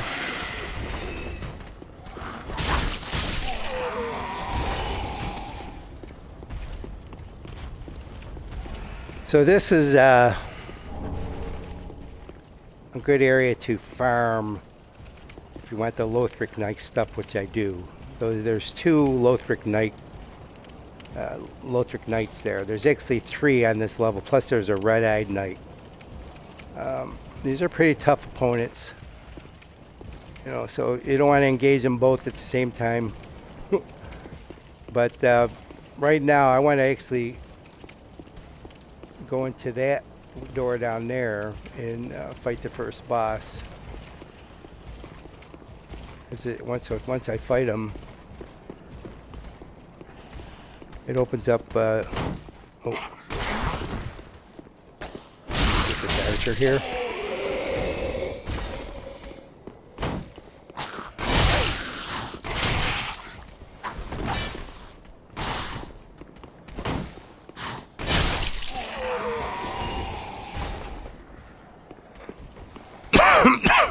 Not good.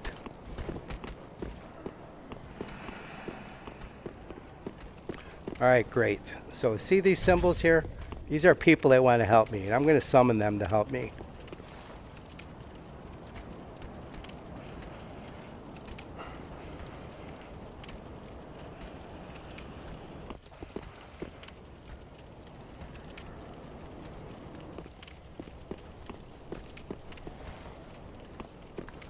Come on.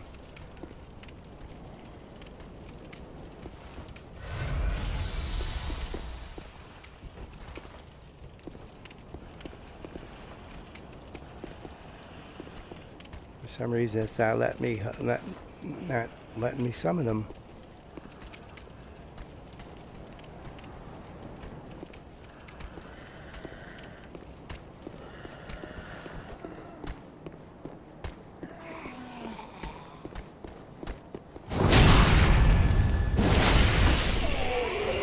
Says unable to summon him. Let me try this guy. Oh, the Sword Master. Now that is actually the guy I killed, so.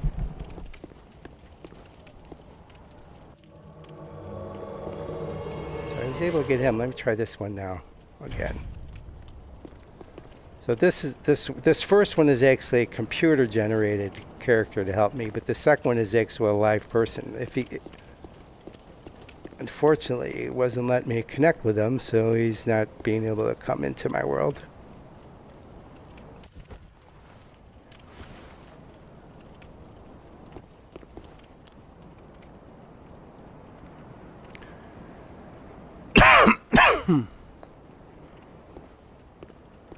Come on.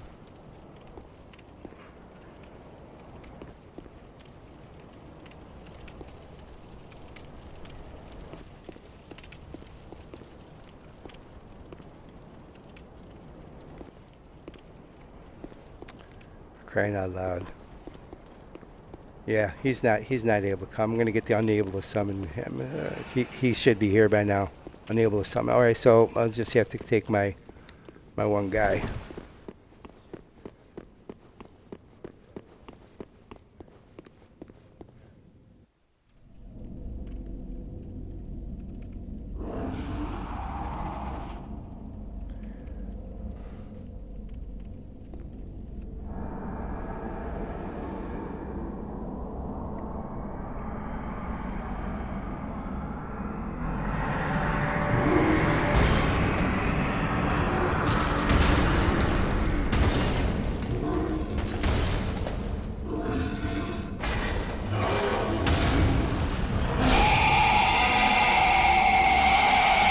All right.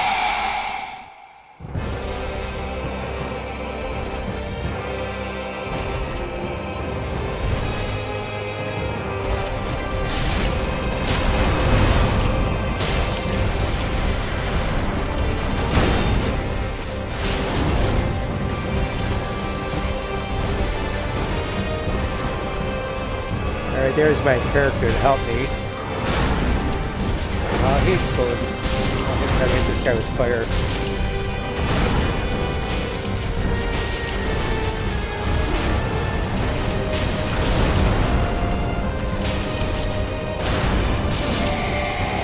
Well, now I'm getting his attention, so he's going to start coming after me.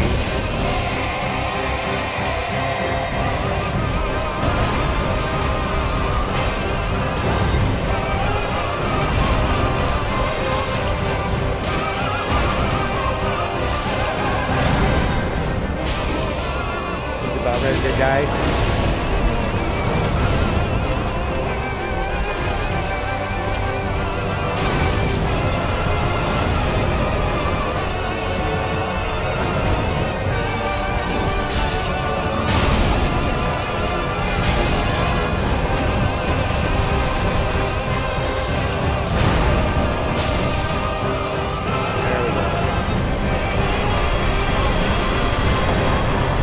Thank you, Sword Master.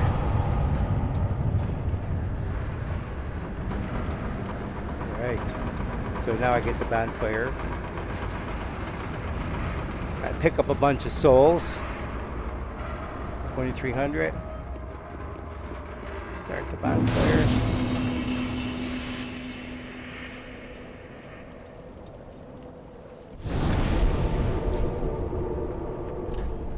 Alright, let's go level up.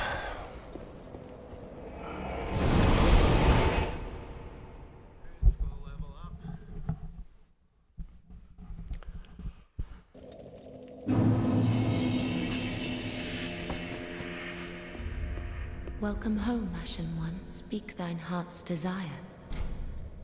Very well. Then take nourishment from these sovereign Anytime you beat a souls. boss, you get a good quantity of souls. So I'm able to level up here. I'm gonna actually, I could go for health. I'm just gonna go for health a little bit early, and then I'll start leveling up my intelligence and faith. All right.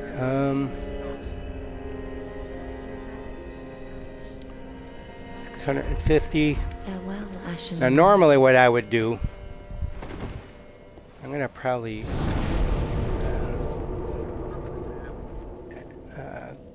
bring this to a close in a minute here, but normally what I would do is I would go back to that bonfire.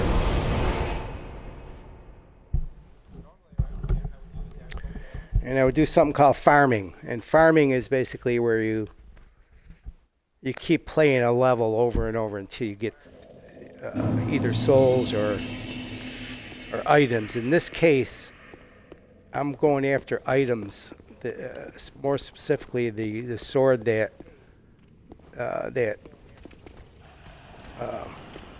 Lothric Knight is holding on to. So I'm just going to bypass these guys, except for the archer.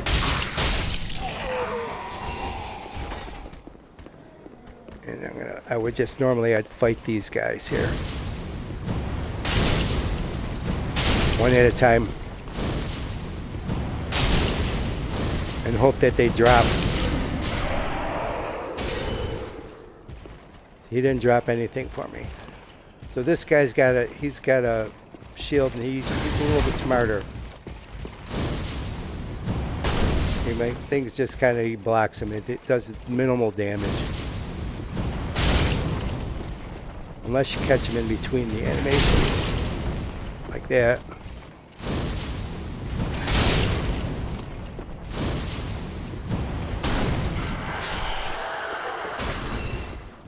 Alright, so he's going to drop something. Let's see what he gives me.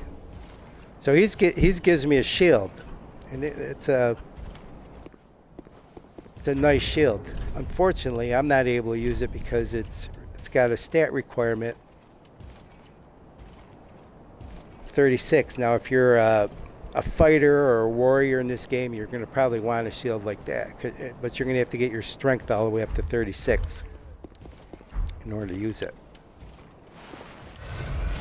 There's one more up here.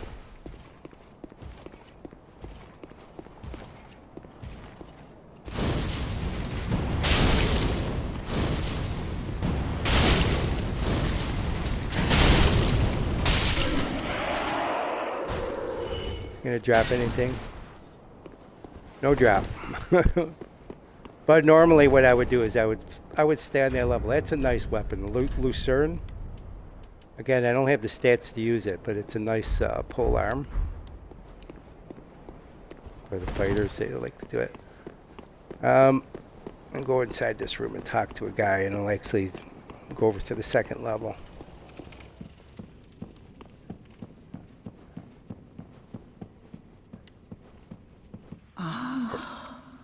The wait has been long, unkindled one. I am Emma, High Priestess of Lothric Castle. Allow me to speak frankly. You will not find the Lords of Cinder here. They have left, gone, to their journeying homes, converging at the base of this castle. Head to the bottom of the high wall, forge on through the great gate, and raise this banner to proceed. This farewell gift is for you. It is the insignia of an old covenant. If you fear trespassers, dark spirits drawn by the embers, then etch this upon your heart, and the old Concord will beckon noble blue sentinels to hunt these foul spirits. So there is a covenant that I could become a part of, right? And so I would just go here and select that. Pledge myself to the way of the blue covenant, and I'll just put that in there for now. At any rate, what she wants me to do is take that banner she just gave me, go back to the area where I just killed the last boss, and display it, and then I'll go over to the next area. But before I do that, real quick, I'm just gonna make a run up here, and I'm gonna open up a gate here.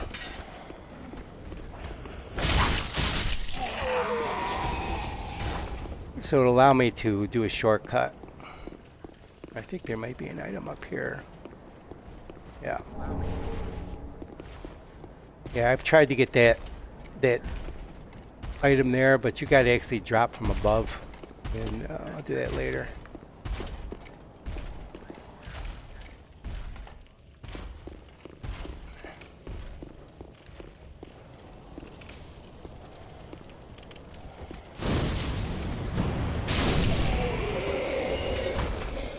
There's these 4 guys that just come out of nowhere. And I've died several times to these guys, even though they're weaklings. They just all attack together, and doesn't let you lock onto them very easily.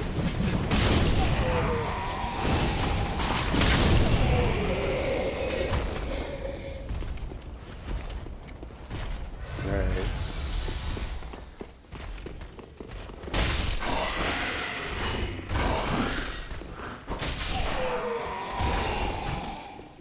All right. Okay. So basically, this was the earlier. Remember, I said you had to open the gate from the other side. Well, this is where you go to it.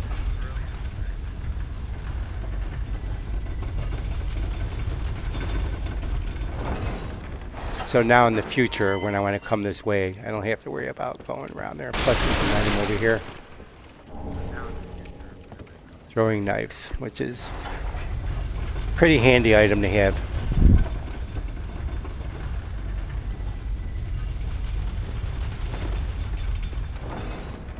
All right, let's go display that banner. Something over here.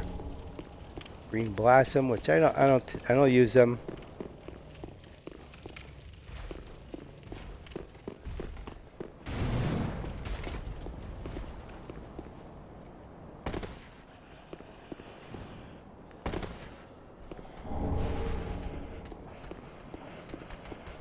These guys, just gonna run by them here.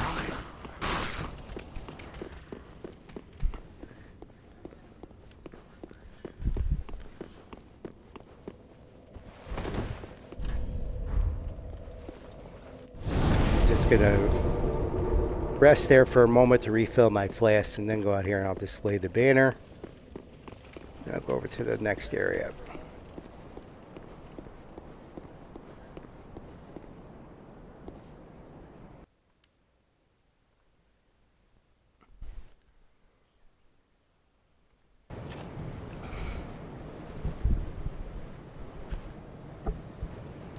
Now, throughout the Dark Souls series, there's several points where you get transported from one area to another by these winged demons, or whatever the heck they are. I don't even know what they are.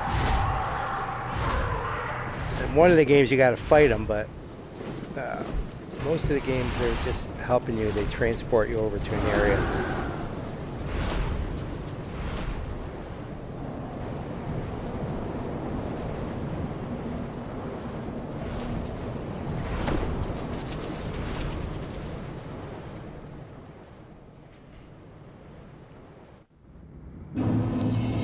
So this is a new area, and it's Undead Settlement.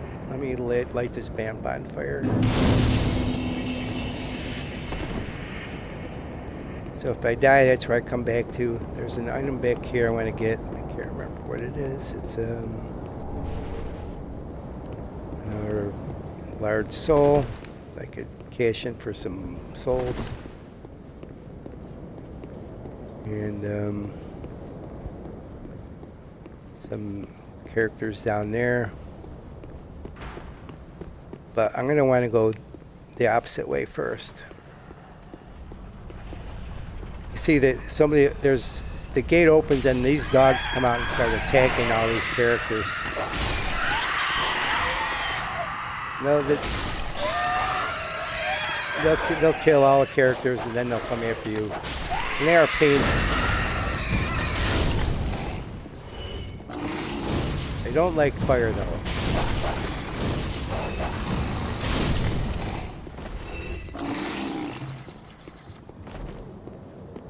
And there's a couple more dogs behind this down wagon here.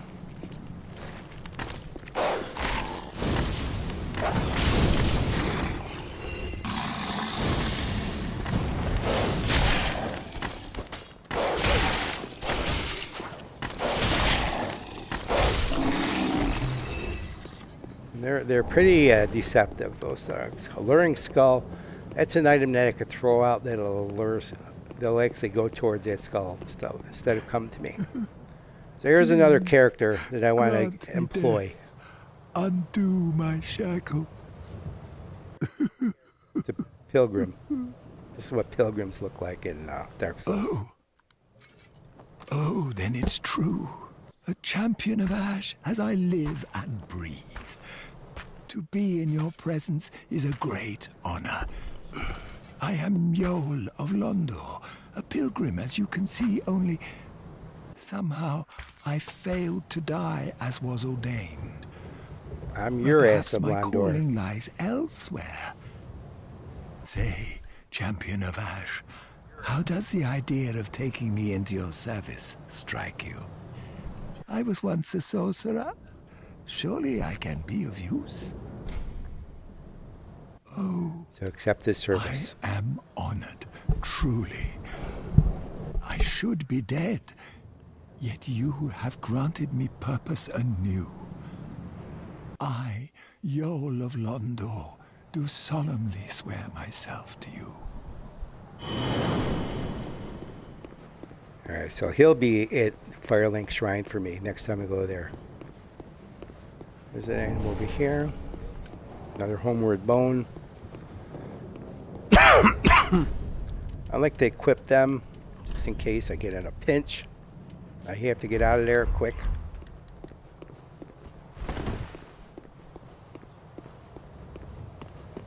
Alright, so let's go back over here.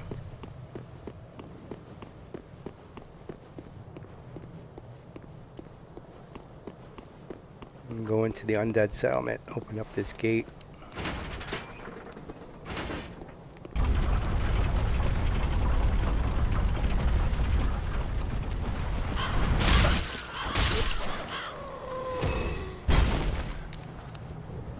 So I don't have enough souls to level up, so I'm just going to keep going.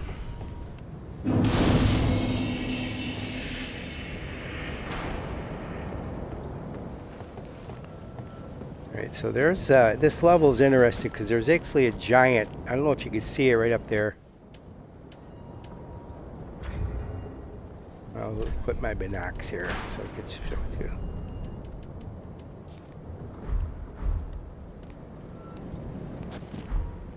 Let me kill these guys here because they'll sneak up on you.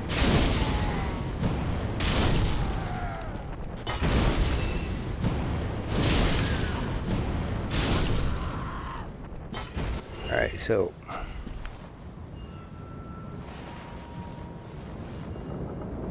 up on top of that tower there's a giant there and he shoots arrows, and actually you can kill him so he'll stop shooting the arrows, but you can actually befriend him, so he'll help you at certain points of this level here. So, but you have to make yourself. You got to make your way through this whole area here. Fight your way up get your way up to that tower, and then talk to him. But you'll see where that'll come into play. Until you talk to him, he'll try to attack you with it. He'll fire arrows at you, these giant arrows, you'll see. But let me just go through here. Get rid of that. Binoculars, fire bombs.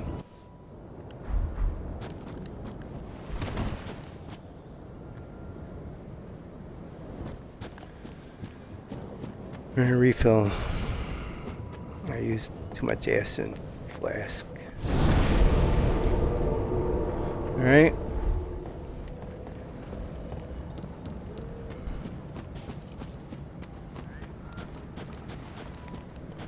So I'm gonna have to rely more on fighting skills than my pyro here. And my fighting skills are minimal here. Pretty much just block. Like I say, I'm not a good parrier.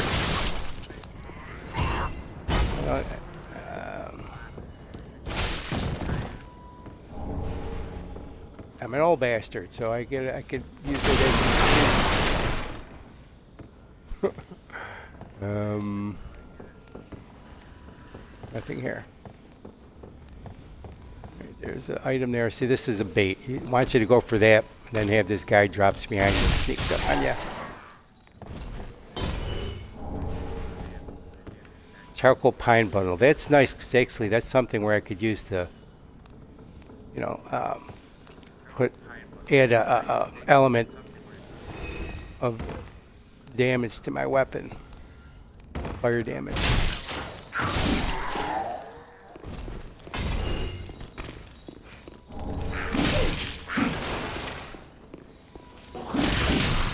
These little guys are pretty.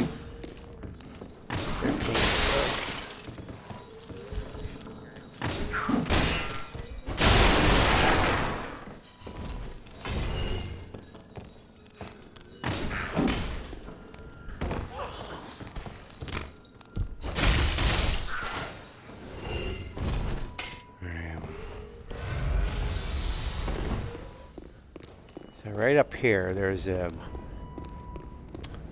lot of enemies in this area. There's this big, like a, I don't know what they are, the character right there in front of the tree, kneeling down. He's got a pretty wicked weapon, and he's got a spell where he throws like a swarm of bees at you. But he's also guarding an Estus flask, so I'm just gonna go in front of him and grab that. And hope he doesn't hit me on the way out here.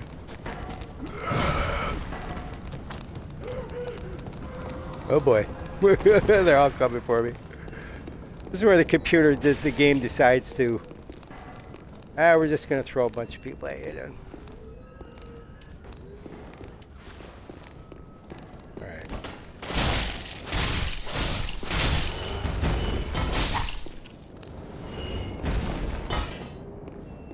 I mean, you can't just go in there and start pressing the button real fast. That's a button masher. This is... You got to be a little bit more patient, a little bit more strategic. You know, you got to back away sometimes and choose your battles. You know, I could actually lock on a person and actually shoot an arrow to kind of bait them. So I could just take on one at a time.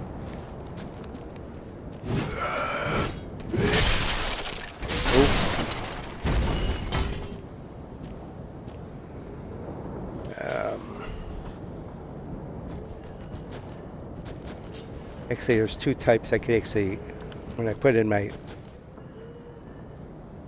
arrow, I could actually direct that mark.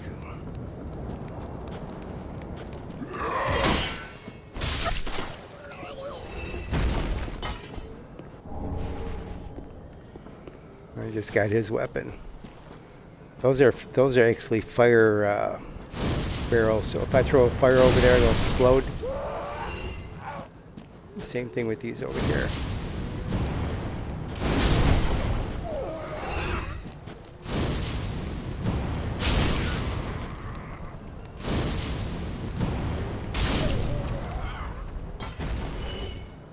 So, all right, let's try taking on this guy. There's a couple of them on this, 3 of them on this level.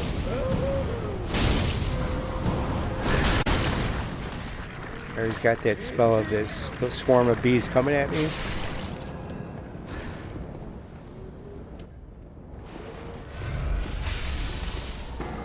But that weapon is pretty wicked too that he's got. And it's got a long reach.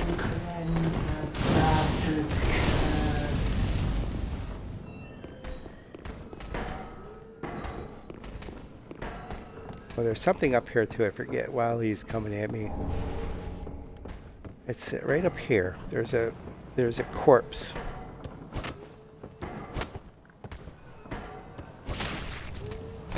All right, good.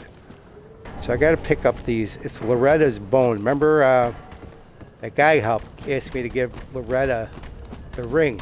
Oh, this guy's coming at me. Jeez.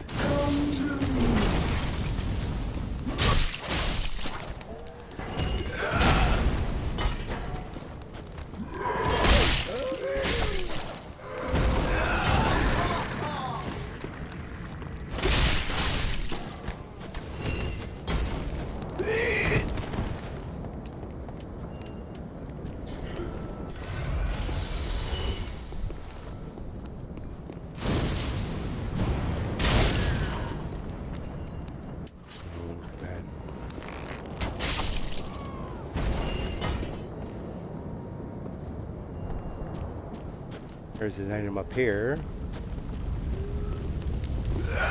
Oh! This little game is little bait. Got suckered into that ember, which is good.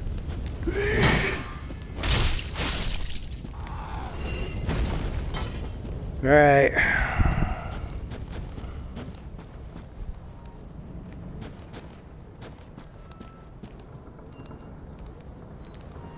So what do we got here? 36, 36, 34, 64. So I think I got enough to level up. Let's see. Yeah, I got enough to level up. But there is a bonfire up here. Maybe I'll try to work over to that next bonfire. I think it's this way.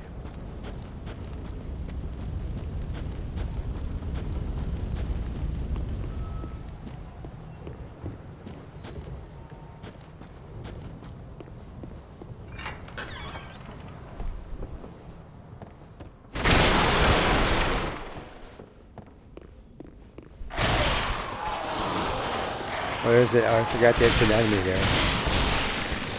Jeez. See, this game is definitely on a track to kill me.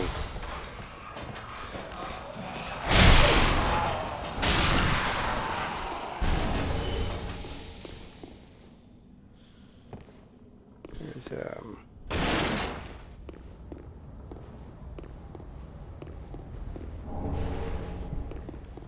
Warrior of Sunlight. Alright, so that's what I want. That's actually the covenant that I want to belong to. I'm going to plug that in.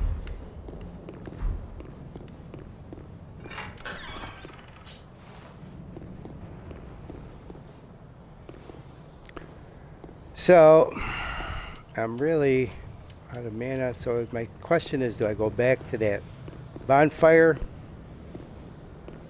Or do I race it and try to risk my souls by getting to the next bonfire? So let's do that.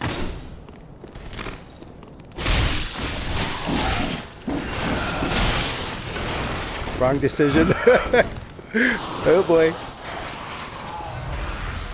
This game is hell-bent on killing me, I swear. These guys never tracked me this far.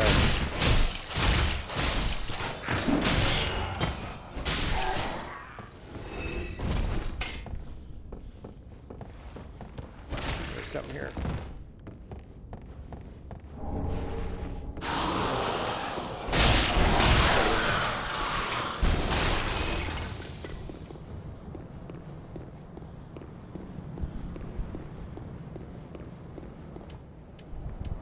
So I can't.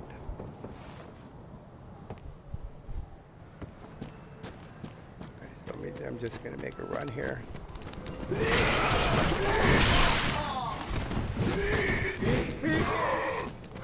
big hammer guy.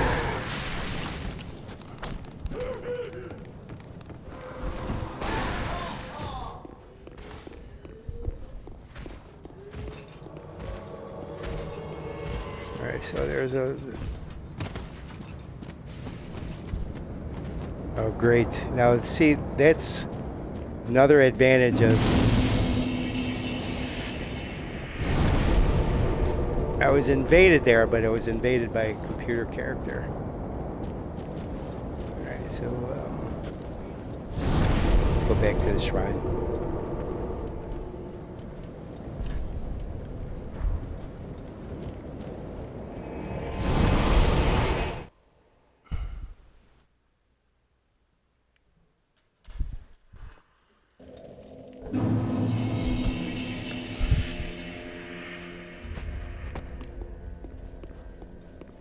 Welcome home, I speak thine heart's desire.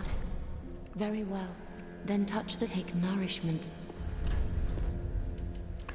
I'm gonna level up my intelligence here.